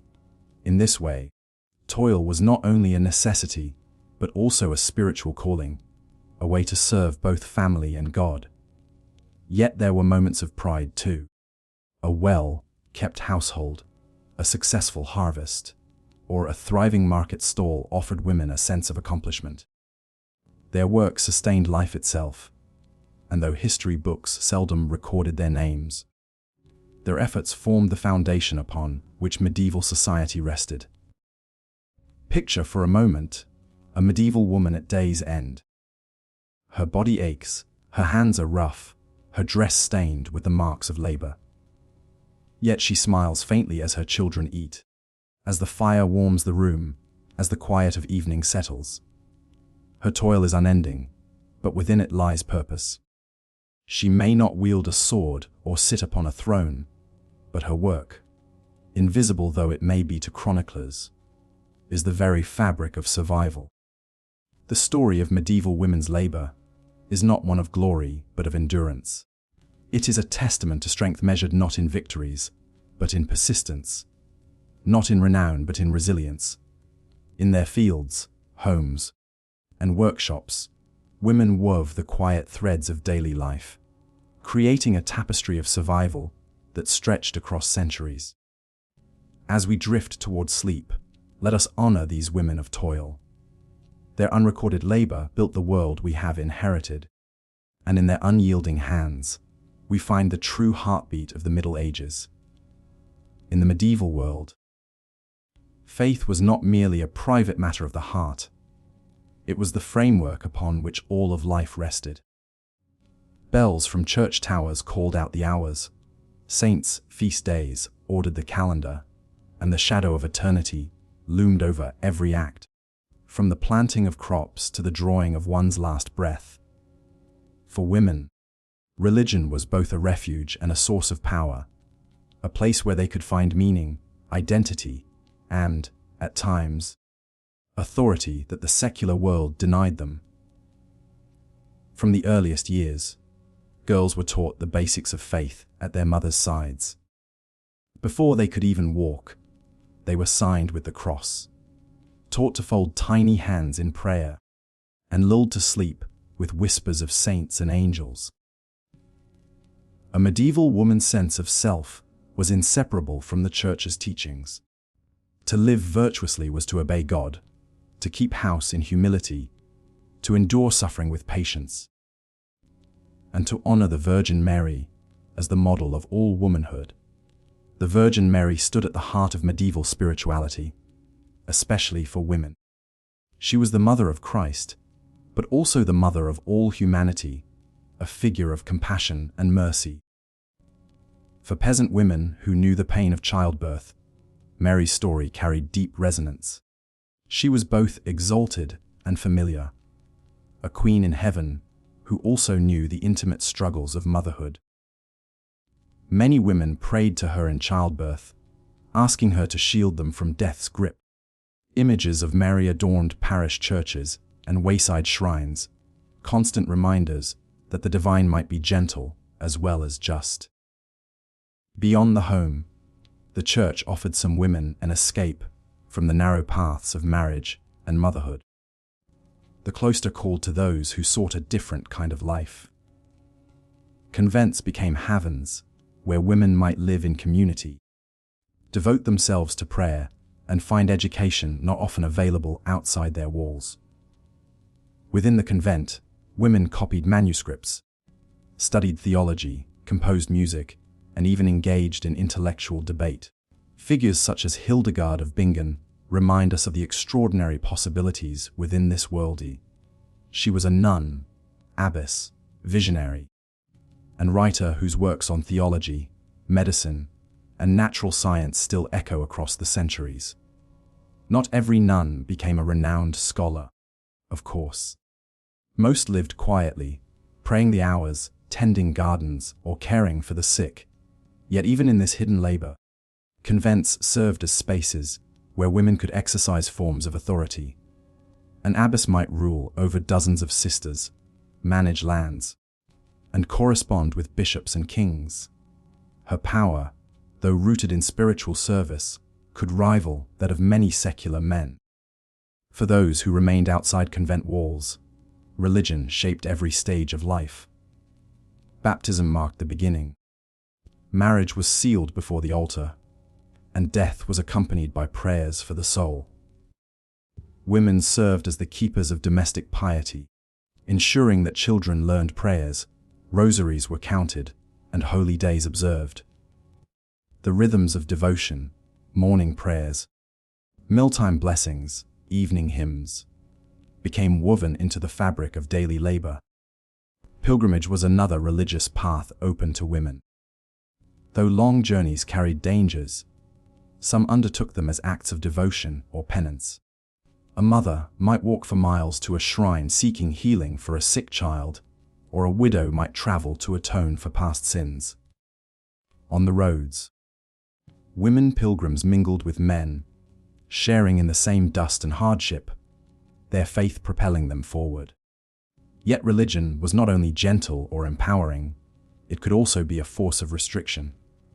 Sermons often painted women as weak, sinful, or prone to temptation. Eve's role in the fall of man was a frequent reminder of supposed feminine frailty. Priests exhorted women to be modest, obedient, and silent, reinforcing the structures of male authority. The Church exalted the Virgin Mary, but it also warned constantly against the dangers of women's sexuality, creating a paradox that shaped both expectations and guilt. Suspicion sometimes fell on women, whose religious devotion appeared too bold. Visionaries and mystics might be celebrated as holy, or condemned as heretics. Joan of Arc, who claimed divine visions, led armies and shifted the course of history, but she was ultimately burned at the stake. Her fate shows how dangerous female religious authority could appear to the powerful, even as it inspired the faithful. Still, within the contradictions of medieval Christianity, women carved out spaces of strength. They were patrons of churches, funders of monasteries, and keepers of relics. They organized processions, tended the poor, and preserved stories of saints. Through prayer and service, they shaped the religious culture of their communities, often more deeply than written records can capture. Imagine, for a moment, a village church at dusk. A woman kneels before a candlelit altar, her rough hands clasped, her whispered prayers mingling with the scent of wax and incense. She prays for her children, for a good harvest, for deliverance from plague. In that moment, her voice rises with countless others across Christendom, unseen but essential to the heartbeat of faith. The story of women and religion in the Middle Ages is not one of simple submission. It is a story of tension and balance, of women bound by teachings that often limited them, yet uplifted by faith that gave them strength. It is a story of devotion that sustained families and communities, of piety that inspired art and music, and of courage that sometimes dared to challenge even the might of kings and popes. As we close this chapter, let us remember that medieval women's lives were steeped in faith, and through that faith, they found both solace and power. In whispered prayers and soaring hymns, in cloistered halls and humble cottages, women wove their devotion into the fabric of a world where God was never far away. When we picture love in the Middle Ages, our imaginations often leap to stories of knights kneeling before ladies, troubadours singing beneath balconies, and whispered vows in candlelit chambers. Yet behind the poetry and legend, love and courtship in the medieval world were far more complicated, shaped by duty, family, and faith as much as by desire. For women, especially, romance existed in a delicate balance between personal longing and social expectation. Marriage was rarely a private matter of two hearts. Instead, it was an arrangement woven into the fabric of family strategy, social standing, and economic necessity. Among the nobility, marriages were negotiated like treaties, binding families together through alliances and land. A young woman might be promised to a man she had never met, her hand securing the exchange of estates, or the peace between rival houses. Love, in such unions, was often a hope rather than a guarantee. Yet this did not mean that affection or passion were absent from medieval life. Courtly love, an ideal celebrated in songs and tales, gave shape to romantic imagination. In this tradition, a knight pledged devotion to a lady, often one already married. He might wear her colors in battle, sing her praises in verse, or dedicate his victories to her honor. The love described was often distant, even unattainable, more a spiritual or poetic pursuit than a lived relationship.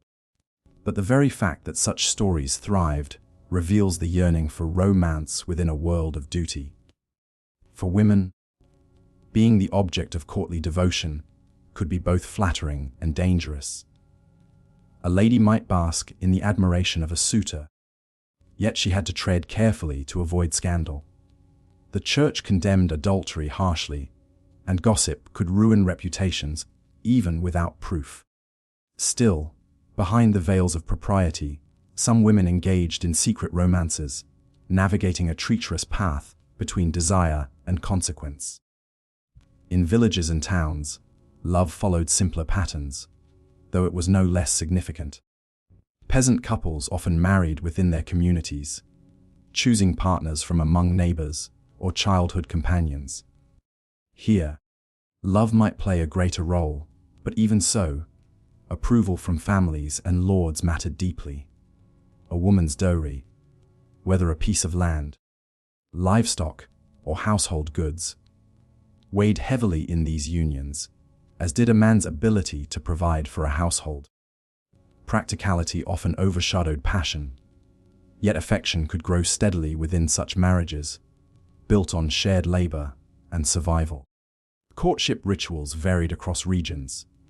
In some places, young men and women met at festivals, where dancing, games, and songs allowed for flirtation under the watchful eyes of elders. In others, communal work, such as harvests, brought opportunities for quiet glances and whispered words. Gifts carried meaning: a ring, a ribbon, or even a carved token might signal affection. Folk customs abounded, blending playfulness with serious intent. In parts of Europe, traditions like bundling, where couples spent nights talking together under supervision, reflected both trust and caution in young courtships. The church sought to regulate love and marriage strictly. Consent of both parties was required for a union to be valid, though in practice, family pressure often blurred this rule. Priests preached against lust, insisting that marital intimacy serve primarily the purpose of procreation. Yet love and tenderness persisted within marriages, even if official doctrine did not emphasize them. Letters between some noble couples reveal deep bonds, genuine grief at separation, and enduring affection that outlasted mere duty. For widows and older women, love could be more complex still. Some found second marriages, either for security or for companionship, while others resisted, preferring the independence widowhood offered. Love in later life might be quieter, built on mutual respect rather than youthful passion. Stories and songs, however, continued to celebrate the thrills of young romance, feeding dreams of what might have been or what still could be. We must also acknowledge the darker side of medieval love.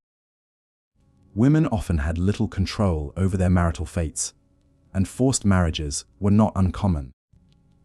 Power imbalances could turn affection into coercion, and the line between romance and control was thin.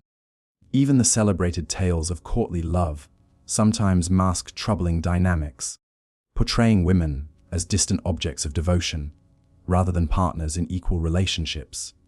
And yet, amidst all the duty, strategy, and restraint, love still found ways to flourish. Couples shared laughter while tending fields, exchanged tender words beside hearths, or clung to one another in times of hardship. Human longing cannot be erased by law or custom. In stolen glances, secret songs, or the quiet strength of shared lives, romance wove itself into the medieval world, however restrained its form. Picture a medieval maiden standing by a village well at dusk, her pitcher balanced on her hip.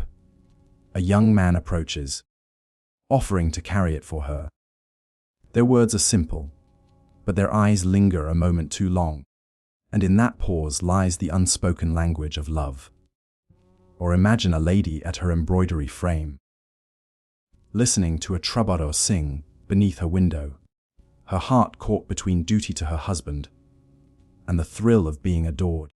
Such moments, fleeting yet powerful, remind us that even in an age ruled by obligation, the human heart beat with its own rhythm. In the end, love in the Middle Ages was not so different from love today. It was shaped by circumstances, sometimes thwarted by duty, often complicated, but always present. It could be tender or tragic, whispered or shouted, fleeting or lifelong. For women especially, it was both a dream and a risk, a gift that could bring joy but also cost dearly. As we rest tonight, let us remember those medieval lovers, bound by family, by faith, by duty, yet still reaching for connection. In their sighs and songs, in their glances and promises, we glimpse the timeless truth: love endures, even in the most restrained of worlds. When we speak of medieval women, the image that often comes to mind is one of obscurity. Anonymous figures laboring in fields or cloisters, their names lost to time. And indeed, most women of the Middle Ages left little written record. Yet, some names and stories survived, preserved in chronicles, ballads, and even myths. These women stood out: queens, visionaries, rebels, and scholars. Their lives remind us that even within rigid systems, female voices could echo across the centuries. One such figure was Eleanor of Aquitaine, perhaps the most remarkable queen of her age. Heiress to one of the richest territories in France, Eleanor became queen of both France and later England through 2 marriages. She rode on crusade, commanded armies, and presided over courts of culture, where troubadours celebrated the ideals of courtly love. Though constrained by the expectations of her role, Eleanor carved out power that few men could ignore. She endured imprisonment by her own husband, Henry II of England, yet lived long enough to see her children, including Richard the Lionheart, shape the destiny of Europe. In her resilience and authority, Eleanor embodied the paradox of medieval queenship, bound by duty, yet wielding influence in ways subtle and overt. Another figure, Joan of Arc, shines even brighter in memory, though her life was tragically short. A peasant girl from Domremy, she claimed visions from saints calling her to lead France against English occupation. Clad in armor, Joan inspired soldiers and altered the course of the 100 Years' War. Yet her story reveals the peril women faced when stepping beyond prescribed roles. Accused of heresy and witchcraft, she was condemned and burned at the stake at only 19. Joan's legend outgrew her death, however. Centuries later, she was canonized as a saint, her courage celebrated as both patriotic and divine. She reminds us that faith and conviction, even in the hands of a young woman, could shake kingdoms. Not all famous women wielded swords or crowns. Christine de Pizan, a widow in late medieval France, became one of the first women in Europe to earn her living as a writer. In her book of the City of Ladies, she constructed an allegorical world where great women of history were honored and defended against misogynistic attacks from male scholars. At a time when female intellect was dismissed, Christine argued passionately for women's moral and intellectual worth. Her words planted seeds that would bloom centuries later in debates about gender equality. She offers us a rare glimpse of a woman using her pen, rather than her lineage, to claim a voice. Then there were the women remembered less for glory than for defiance. Hildegard of Bingen, a German abbess, visionary, and composer, filled her lifetime with astonishing achievements. She wrote on theology, medicine, and natural history, corresponded with emperors and popes, and composed ethereal music that still moves listeners today. Despite the walls of her convent, Hildegard's spirit roamed far beyond. Her visions, she insisted, were divine gifts, not the product of female weakness. In boldly publishing her revelations, she challenged clerical authority and carved a place for female spirituality in a male-dominated church. Legends, too, preserve women's names, though often blurred by myth. Maid Marian of English folklore, companion of Robin Hood, may or may not have been based on a real woman, yet her image as a daring, independent figure speaks to longings that ordinary women might have shared: the dream of stepping beyond narrow roles, of joining an adventure rather than remaining silent at home. Such stories, passed down in song and tale, reveal the undercurrent of admiration for women who defied expectations, even if only in fantasy. At the same time, famous women also bore the weight of suspicion. Power in female hands was often mistrusted, their influence framed as unnatural or dangerous. Isabella of France, remembered as the she-wolf of France, was demonized for her role in the downfall of her husband, King Edward Pellew of England. Whether cruel schemer or shrewd survivor, her reputation reflects how easily a woman in power could be cast as villainous simply for acting decisively in a man's world. And beyond queens and saints were countless unnamed women whose fame flickered briefly before vanishing into obscurity.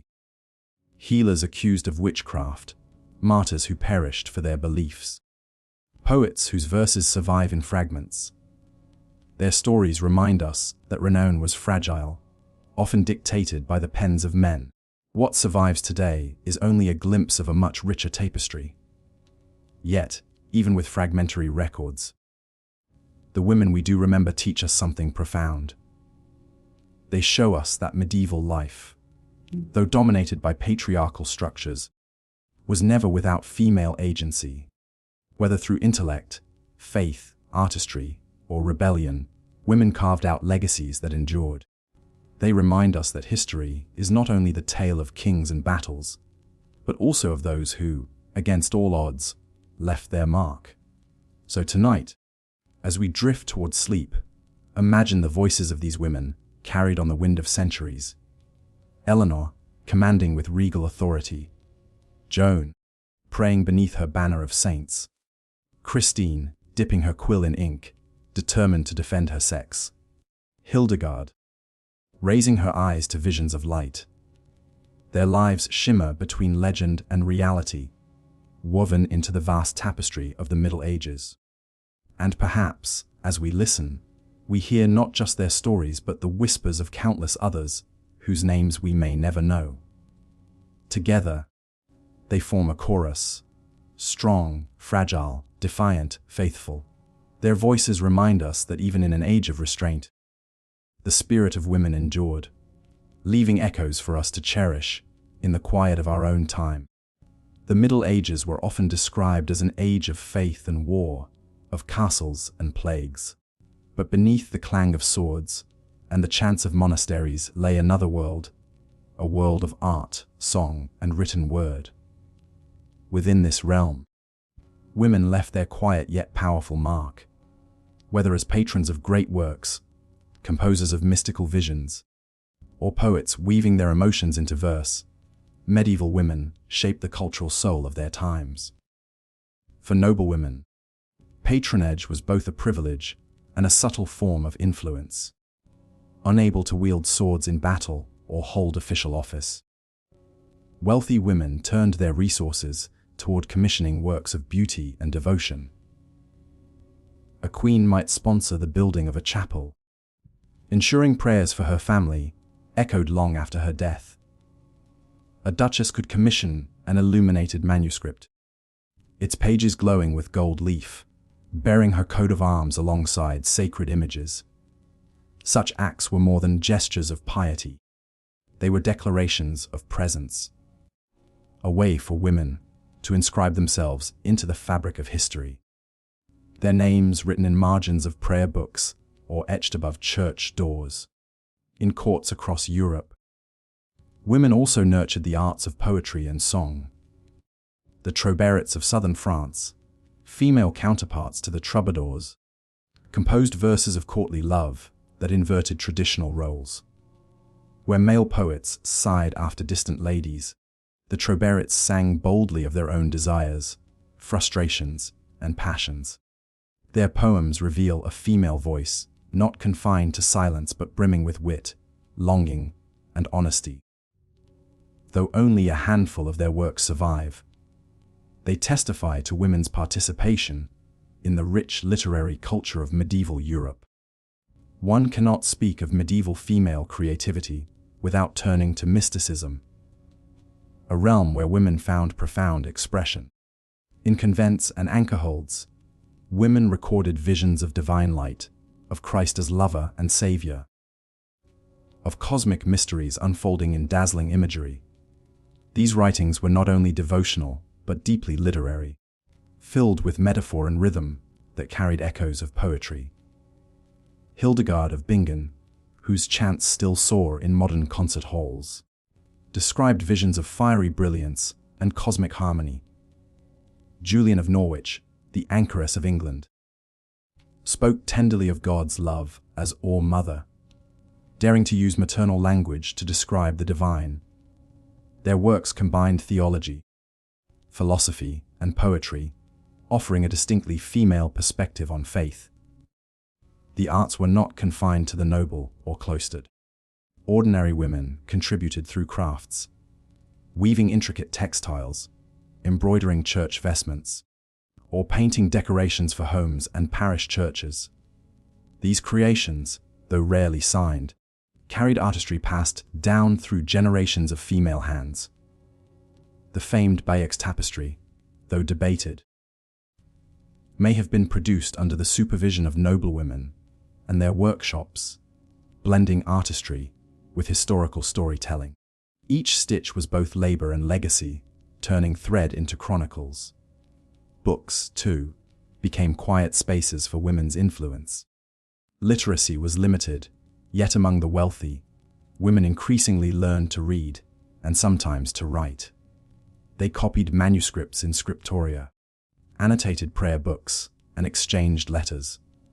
Some, like Marjorie Kemp of England, dictated their spiritual journeys to scribes, producing what is considered the first autobiography in English. Her story, of visions, pilgrimages, and struggles for recognition, reveals the courage it took for a woman to claim her inner life as worthy of record. In supporting and creating art, women also fostered community. A noble patron might ensure employment for artists and scribes. A nun might teach novices to chant or paint icons. A mother humming lullabies by the hearth wove oral traditions that endured in folk songs centuries later. In each case, women ensured that culture did not merely survive, but blossomed, even in an age often overshadowed by hardship. And yet, the female contribution to arts and letters was not always celebrated. Many women's works were attributed to men, their names erased. Others were dismissed as eccentric or unorthodox, especially when their visions challenged established doctrine. Still, their words and creations endured, surviving in manuscripts, chapels, and melodies that continue to inspire. Imagine a scriptorium late at night, candles flickering, as a nun bends over a vellum page, painting delicate vines around sacred text. Or picture a troubadouress beneath the warm skies of Provence, her voice carrying over a courtyard as she sings of love unreturned. See a queen gazing at the rising spire of a cathedral she helped fund, knowing it will outlast her by centuries. These moments, scattered across time and place, remind us that women's artistry was as varied as it was vital. Their work also gave them a form of immortality. The melodies of Hildegard, the visions of Julian, the poems of the troubadours, the stitched stories of tapestries, all whisper across centuries, carrying the voices of women who refused silence. They remind us that creativity, even when constrained, finds a way to bloom. So tonight, as we rest, let us honor these women of art and letters. Their hands shaped beauty from ink, thread, and sound. Their minds transformed visions into poetry. Their patronage carved stone and raised spires toward the heavens. They may not always be named in the great chronicles of kings and battles, but their legacy endures in the quieter annals of culture and spirit. Close your eyes and imagine the soft strains of a medieval chant, the flicker of gold leaf on parchment, the rhythm of a needle pulling thread. In these simple, enduring acts, women left their mark, not in clamor or conquest, but in beauty, faith, and the gentle insistence that their voices, too, mattered. When we think of medicine today, we picture hospitals, sterile tools, and trained doctors. But in the Middle Ages, healing was far more intimate, uncertain, and deeply woven into the rhythms of daily life. For women, especially, health was not only about survival, but also about the roles they played as mothers, caretakers, and community healers. From the birthing chamber to the fields of herbs, from whispered charms to learned treatises, women's relationship with medicine was both practical and mystical. Childbirth was at the center of this world. Every woman knew that bringing life into the world carried immense risk. Without modern surgery, pain relief, or sanitation, childbirth could quickly turn deadly. Midwives, therefore, were vital. These women carried knowledge passed down through generations. How to position a laboring mother, how to ease her pain with herbs, how to deliver a breech child with steady hands. They were often respected, even revered, within their communities. Yet, their role was precarious. Should a birth end tragically, suspicion might fall on the midwife, her skills questioned, her morality judged. Still, countless lives depended on their courage and craft. Beyond childbirth, women were custodians of everyday health. In cottages and convent gardens, they cultivated herbs: lavender for calming, sage for cleansing, garlic for strength, willow bark for easing pain. Remedies were often a blend of observation and tradition. A poultice might be laid upon a wound, a broth brewed for fever, a charm murmured against the evil eye. Healing was never purely physical. It drew upon the spiritual, the natural, and the mysterious, reflecting a worldview where body and soul were inseparable. Some women gained renown as healers beyond their households. Records tell of women physicians in cities like Salerno, where the famous medical school allowed female students in its early years. Figures such as Trotta of Salerno left behind writings on women's health, fertility, and treatments. Her texts reveal a surprising sophistication, blending practical remedies with the medical theories of the day. Yet, even with such contributions, women's roles in formal medicine gradually narrowed as universities grew more rigid and male-dominated. The healing knowledge of women was increasingly dismissed as superstition, even as communities continued to rely on it. The line between medicine and magic was thin. A prayer might accompany a treatment, a relic pressed to the skin, a charm tied around the wrist. Women, especially those living on the margins, were sometimes accused of practicing witchcraft when their remedies appeared too effective, or when they failed. Fear of the unknown often clouded perceptions of female healers. In some cases, wise women were cherished as protectors; in others, they were scapegoated in times of plague or misfortune. Plagues, indeed, tested the limits of medieval medicine. During outbreaks like the Black Death, women played critical roles in tending the sick, often within their own households. With few effective cures, care itself, the washing of bodies, the soothing of fevered brows, the provision of food and comfort, became a form of medicine. Here, women's quiet labor made a difference, even when death seemed inevitable. Convents also became centers of healing. Nuns studied herbal remedies, copied medical texts, and ran infirmaries for the sick and poor. Their healing work reflected both charity and science, rooted in observation as well as devotion. Some convents maintained detailed gardens, where plants were cultivated with almost scientific care. For women enclosed within religious walls, healing became a way to serve God and community alike. Yet, women's involvement in medicine was never without tension. Male physicians, trained in universities, often sought to control the practice of healing, criticizing midwives and herbalists as ignorant or dangerous. Laws in some regions restricted women from practicing medicine officially. Still, their presence remained too essential to erase. In homes, villages, and even cities, the healing hands of women could not be replaced.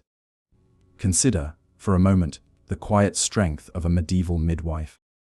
She walks through the night, lantern in hand, to attend a birth. The cries of the mother fill the small room, and neighbors hover anxiously. She kneels, whispers prayers, applies her knowledge, and guides the infant into the world. Her work is both perilous and sacred, balancing between life and death. Or picture a widow in her garden, gathering chamomile and mint, preparing teas for her neighbors. She knows no university, yet her wisdom is trusted, her remedies keeping illness at bay.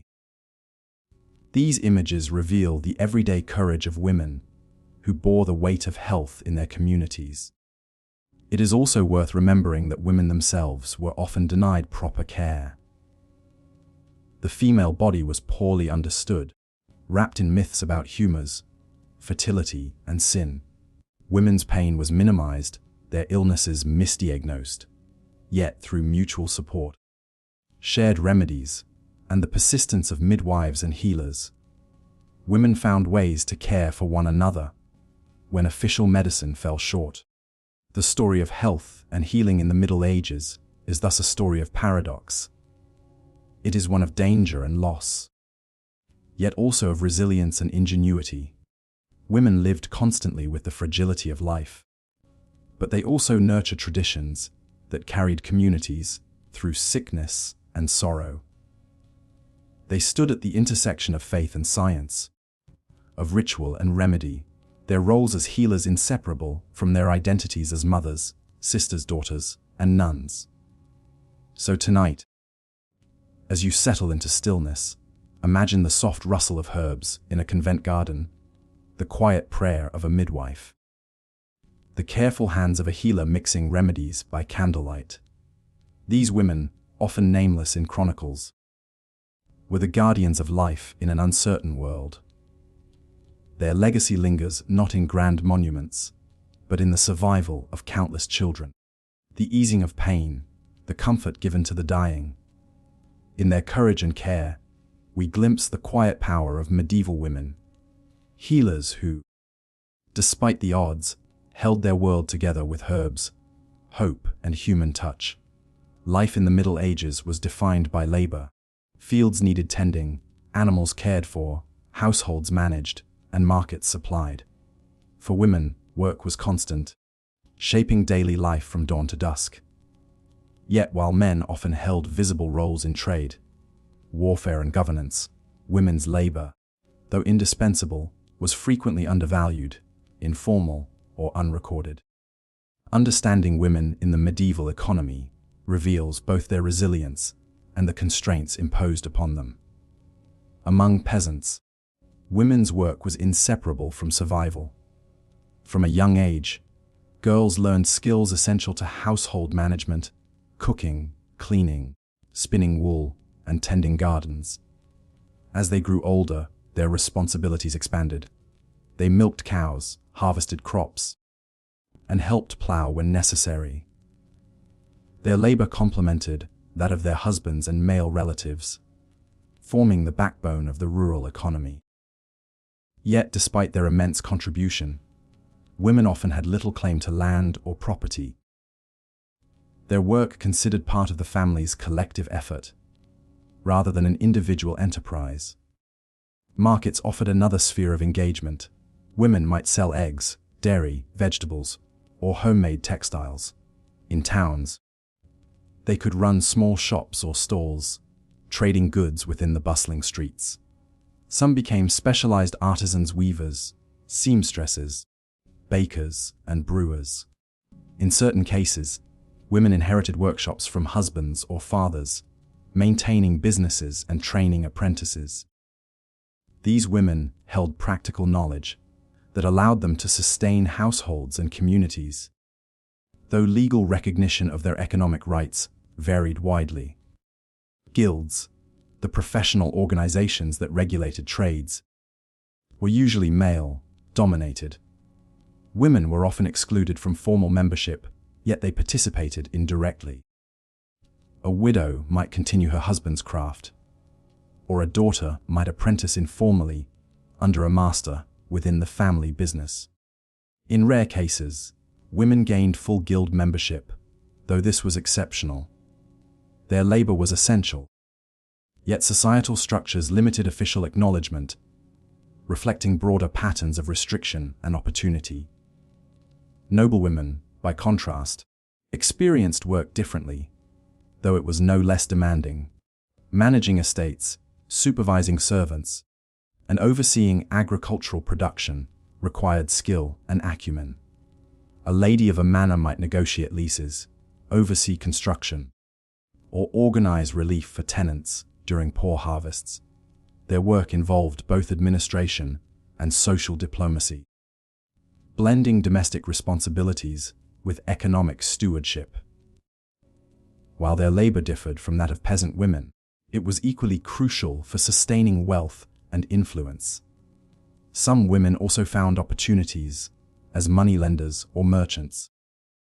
In urban centers, widows in particular could inherit businesses and operate independently, granting them a rare degree of autonomy. They loaned money, purchased goods, and navigated markets with sophistication. Yet these ventures were always framed within social limits. Their independence tolerated so long as it did not threaten male authority or social norms. The medieval economy allowed women visibility in commerce, but always with boundaries.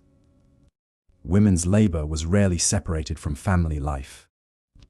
A peasant mother spun thread while supervising children. A baker's wife kneaded dough while keeping accounts. A nobler woman discussed leases while embroidering. Work and life were intertwined, inseparable from each other.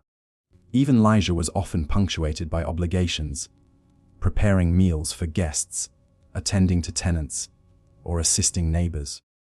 The day's labor never truly ended, yet within it, women exercised skills, agency, and decision-making, carving spaces of influence in a structured world. At the same time, economic pressures reinforced gender hierarchies. Women's wages, when paid separately from family support, were often lower than men's.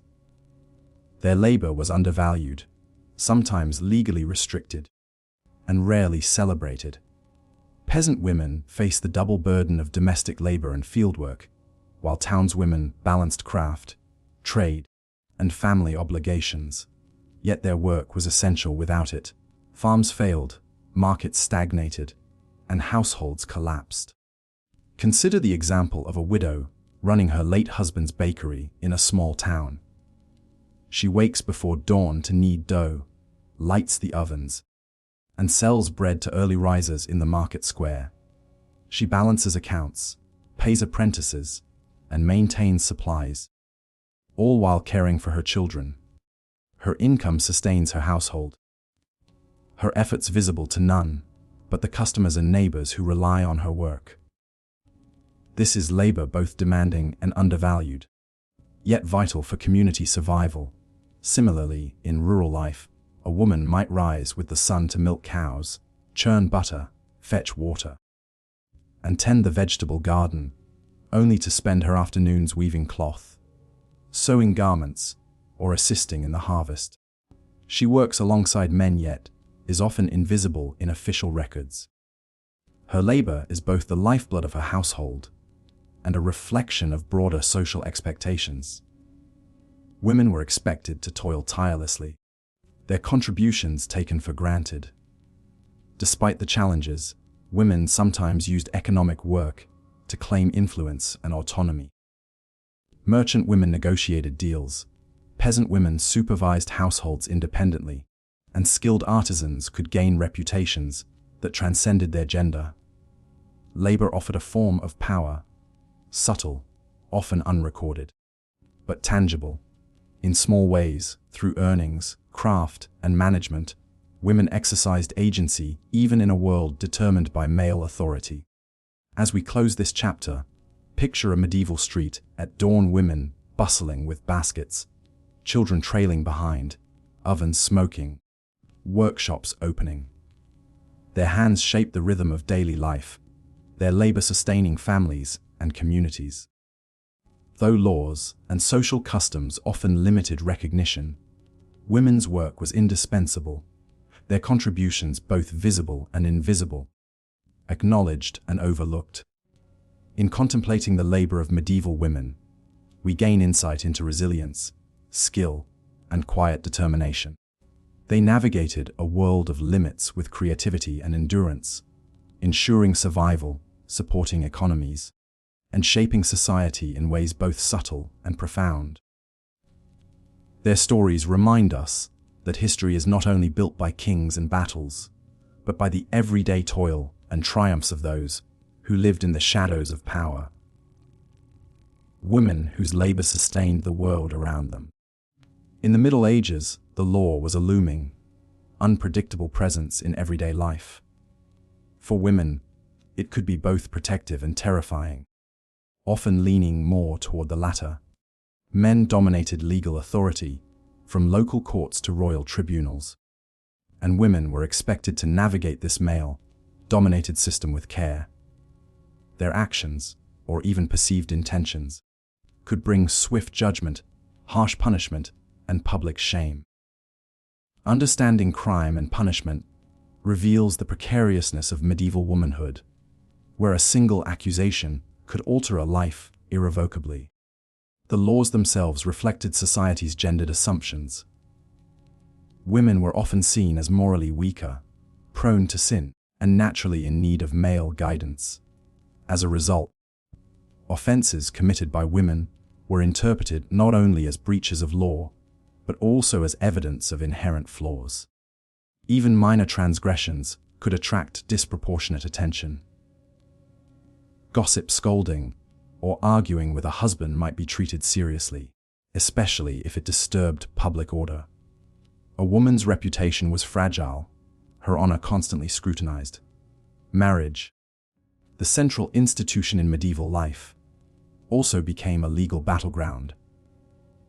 Husbands were legally empowered to discipline their wives, sometimes violently, under the guise of correcting improper behavior.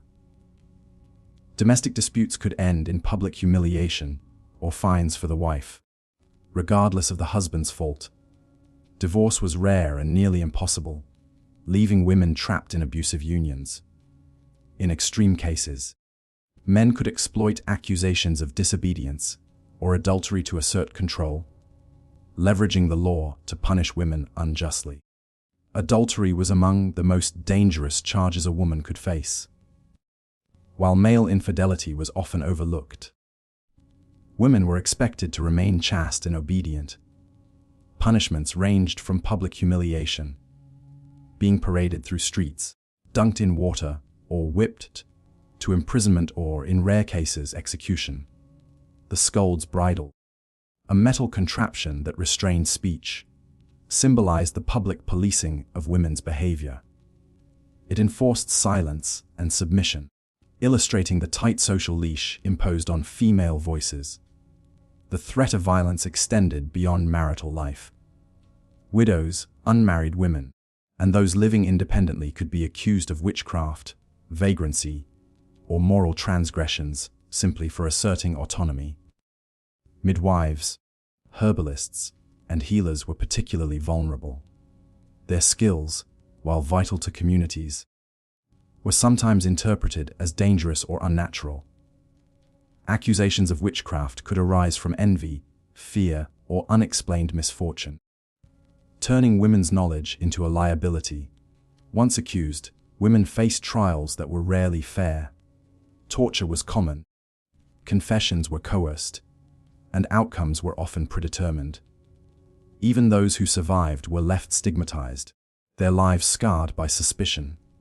Urban life brought additional hazards. Cities were crowded and crime, theft, assault, or disputes over property was common. Women could be targeted by thieves, harassed in marketplaces, or attacked in alleys. Legal recourse was limited and often biased. Courts tended to prioritize male victims, and women without powerful protectors risked punishment for defending themselves. In some towns, regulations sought to control women's movements or attire, ostensibly to prevent immorality or disorder. Such laws reinforced the idea that women's behavior needed constant oversight. Yet, even within these constraints, women sometimes found ways to navigate the law strategically. A widow might petition for inheritance or property rights. A merchant's wife might argue successfully to protect her business. Or a noblewoman might influence legal decisions through her family connections. Knowledge of local customs and relationships could provide protection, offering small but meaningful degrees of agency in a hostile legal landscape. Notable cases illustrate both peril and resilience.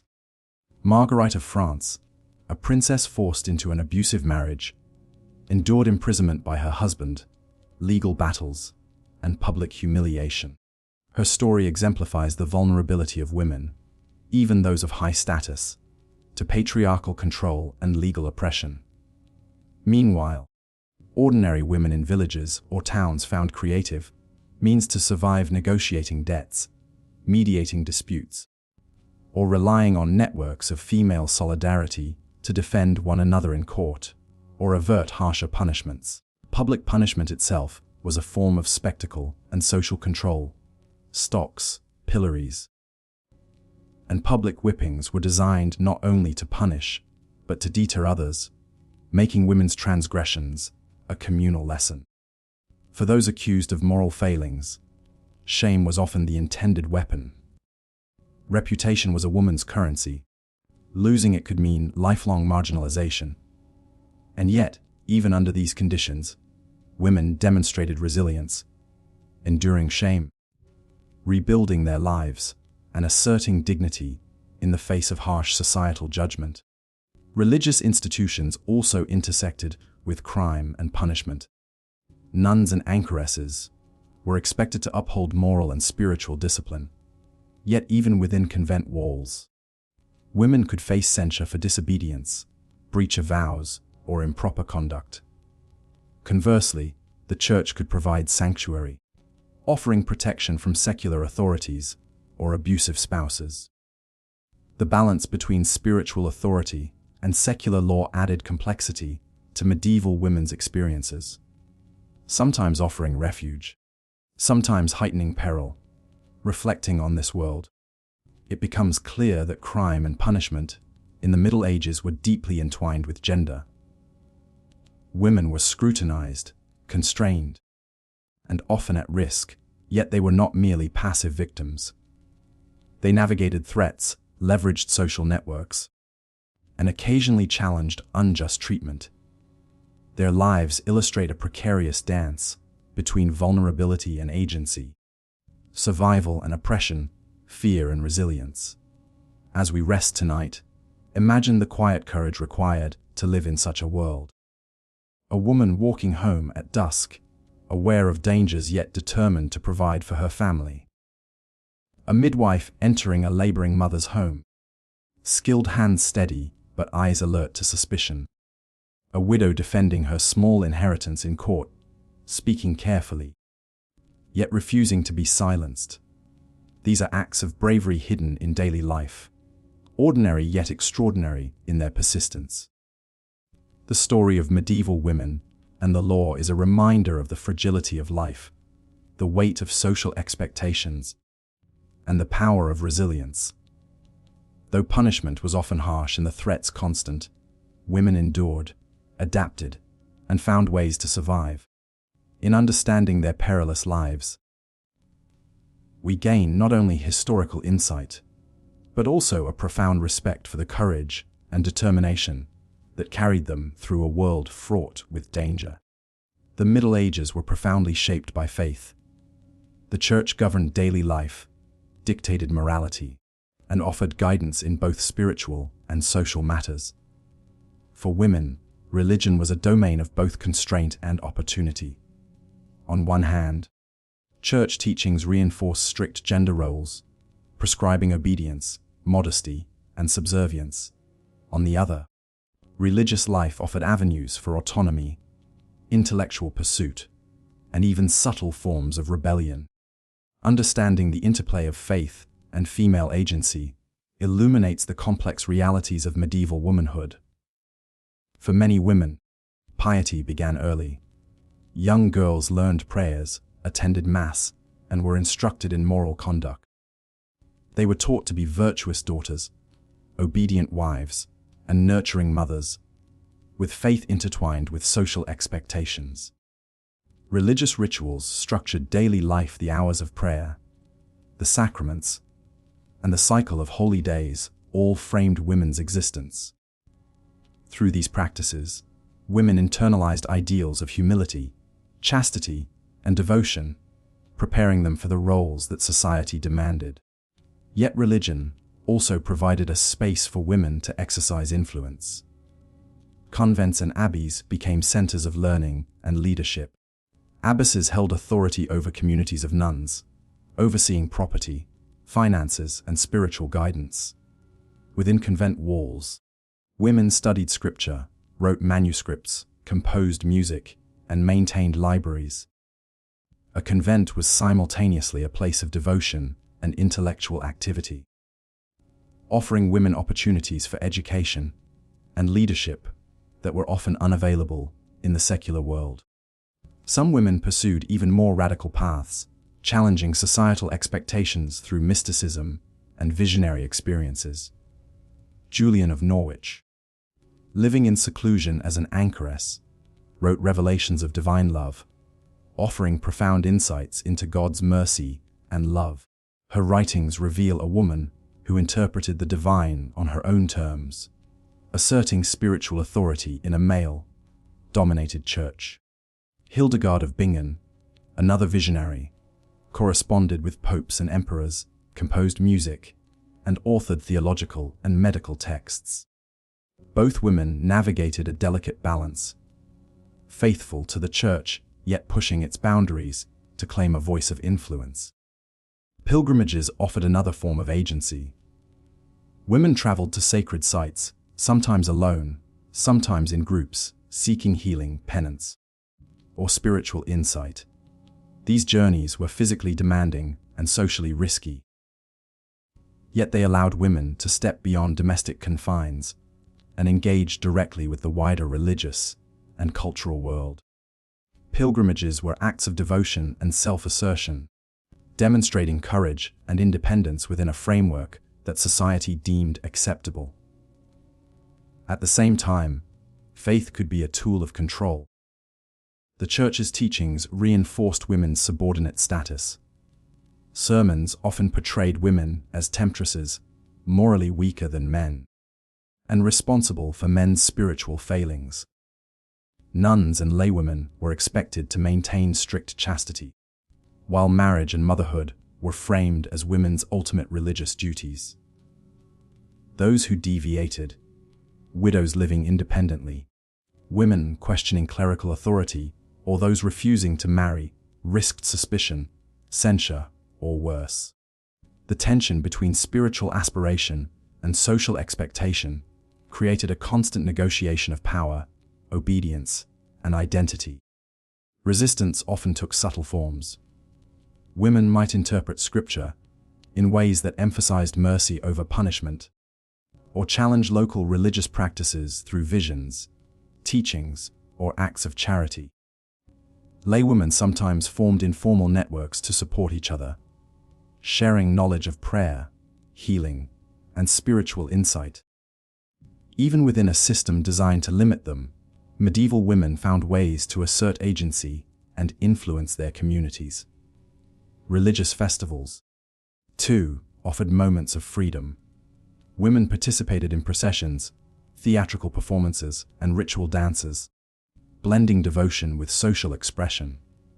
In these spaces, they could temporarily escape strict hierarchies, display skill and artistry, and exercise influence in public life. Even sanctioned acts of performance or charity allowed women to navigate societal limits while contributing meaningfully to communal religious life. Yet faith was not only a means of influence, it was also a source of comfort and resilience.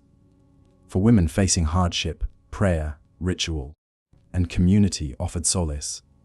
The rhythm of religious life, the ringing of bells, the singing of chants, the marking of holy days, provided structure and meaning in an often harsh and unpredictable world. Spiritual devotion became a companion through labor, illness, and loss, allowing women to endure and find purpose despite societal constraints. Consider a young nun copying a manuscript by candlelight. Her hands steady as she forms delicate letters, her mind immersed in meditation. Imagine a pilgrim woman walking miles to a shrine, enduring fatigue and harsh weather, yet sustained by faith and hope. Picture a widow quietly offering alms to the poor, or a nobler woman commissioning a chapel, asserting both devotion and social presence. These acts reveal the intertwining of religious practice and female agency, a subtle rebellion within a structured world. Faith and rebellion were not mutually exclusive, but deeply connected. In claiming spiritual authority, advocating for justice, or performing acts of charity, medieval women exercised influence that society sought to limit. Whether through convent leadership, visionary writing, pilgrimage, or communal support, they navigated a world defined by patriarchal control while asserting dignity, insight, and power. As we rest tonight, let us imagine these women in the quiet spaces of prayer, contemplation, and service. Their devotion was not only an expression of faith, but also a vehicle for resilience, creativity, and subtle defiance. Through spirituality, they shaped communities, guided families, and left legacies that continue to resonate. The story of medieval women and religion reminds us that even in a world of strict hierarchy and expectation, agency could be found. Faith offered structure and solace, but also the means to influence, resist, and endure. In honoring these women, we recognize both the challenges they faced and the quiet power they wielded in shaping their own lives and those around them. As we reach the final chapter of our journey, it is fitting to pause and reflect on the enduring legacy of medieval women. Their lives, shaped by labor, devotion, and constraint, were rarely easy, yet they left an indelible mark on history. From the peasant girl tending fields to the noblewoman overseeing estates, from the midwife bringing life into the world to the mystic recording divine visions, these women navigated a world often indifferent or hostile to their presence. In examining their experiences, we gain insight not only into the past, but into the ways courage, resilience, and creativity persist through time. One of the most remarkable aspects of medieval women's legacy is the quiet perseverance with which they lived their lives. Daily existence required constant attention, tending households, raising children, managing property, cultivating gardens, and ensuring sustenance for families and communities. Their labor was unceasing, often undervalued, and largely invisible in official records. Yet it was essential to the functioning of society. Every loaf of bread baked, every garment stitched, every child nurtured, and every crop harvested contributed to the continuity of medieval life. These acts of endurance and diligence were the foundation upon which communities were built, even if their contributions were rarely celebrated. Beyond survival, women shaped culture and intellectual life in profound ways. Noblewomen commissioned works of art and architecture that still inspire awe today. Convents became centers of learning, preservation, and literary production. Mystics and visionaries like Hildegard of Bingen and Julian of Norwich expanded spiritual understanding and recorded insights that resonate centuries later. Even in small ways, ordinary women contributed to the arts, embroidering, weaving, crafting, and singing the songs that became part of cultural memory. Their creativity, though sometimes unrecognized, enriched the human experience and ensured that the voices of women, though constrained, were not entirely silenced. Women's engagement in work and commerce also left a legacy of resilience and adaptation. From peasant farms to urban markets, they navigated economic realities with skill and determination. Widows inherited businesses, daughters assisted in family trades, and women negotiated access to resources despite social limitations. Through these economic endeavors, women carved out spaces of influence, independence, and survival, often operating under scrutiny, yet finding ways to assert agency. Their labor shaped economies, supported communities, and challenged assumptions about the capacities and roles of women. The lives of medieval women were also marked by courage in the face of oppression. Laws, social norms, and religious expectations constrained behavior, dictated morality, and enforced obedience. Punishments for perceived missteps could be brutal, public, and humiliating. Yet women found ways to navigate these dangers, sometimes quietly, sometimes boldly. They challenged injustice, supported one another, and found creative solutions to the limitations imposed on them. From advocating for family rights to asserting spiritual authority, women exercised power in subtle and enduring ways. Health and healing were another domain in which women left an enduring mark. Midwives, herbalists, and caregivers carried knowledge that saved countless lives, often in the absence of formal medical support. Their expertise bridged observation, tradition, and spirituality, blending practical remedies with moral care. Women's work in health not only sustained families and communities, but also contributed to the development of early medical knowledge. Their ingenuity and courage in this field remain a testament to the resourcefulness and skill of medieval women. Faith played a central role in the lives and legacies of women. While religious institutions sometimes imposed strict controls, they also offered avenues for leadership, education, and creative expression. Convents provided women with intellectual and spiritual opportunities, while mystics and visionaries used faith as a platform to articulate insights, challenge assumptions, and assert moral authority. Pilgrimages, religious festivals, and devotional practices allowed women to step beyond domestic confines and engage directly with the broader world. In these spaces, faith became both a tool of survival and a medium for influence. The stories of medieval women also serve as enduring lessons for our own time. They remind us that resilience often takes quiet forms, that courage may be expressed in persistence rather than conquest, and that influence is not always visible in official records. Their lives teach the value of community, mutual support, and creative adaptation in the face of constraint. They highlight the importance of education, agency, and spiritual insight, showing that even within rigid systems, individuals can assert their voices and shape their destinies. Perhaps most importantly, medieval women's experiences remind us of the ongoing struggle for gender equality. The hardships they endured, limited legal rights, oppressive social norms, dangers from violence, and undervaluation of labor, echo in different ways across history. By understanding their challenges, successes, and strategies of survival, we gain perspective on the progress made and the work still necessary to achieve equity and justice.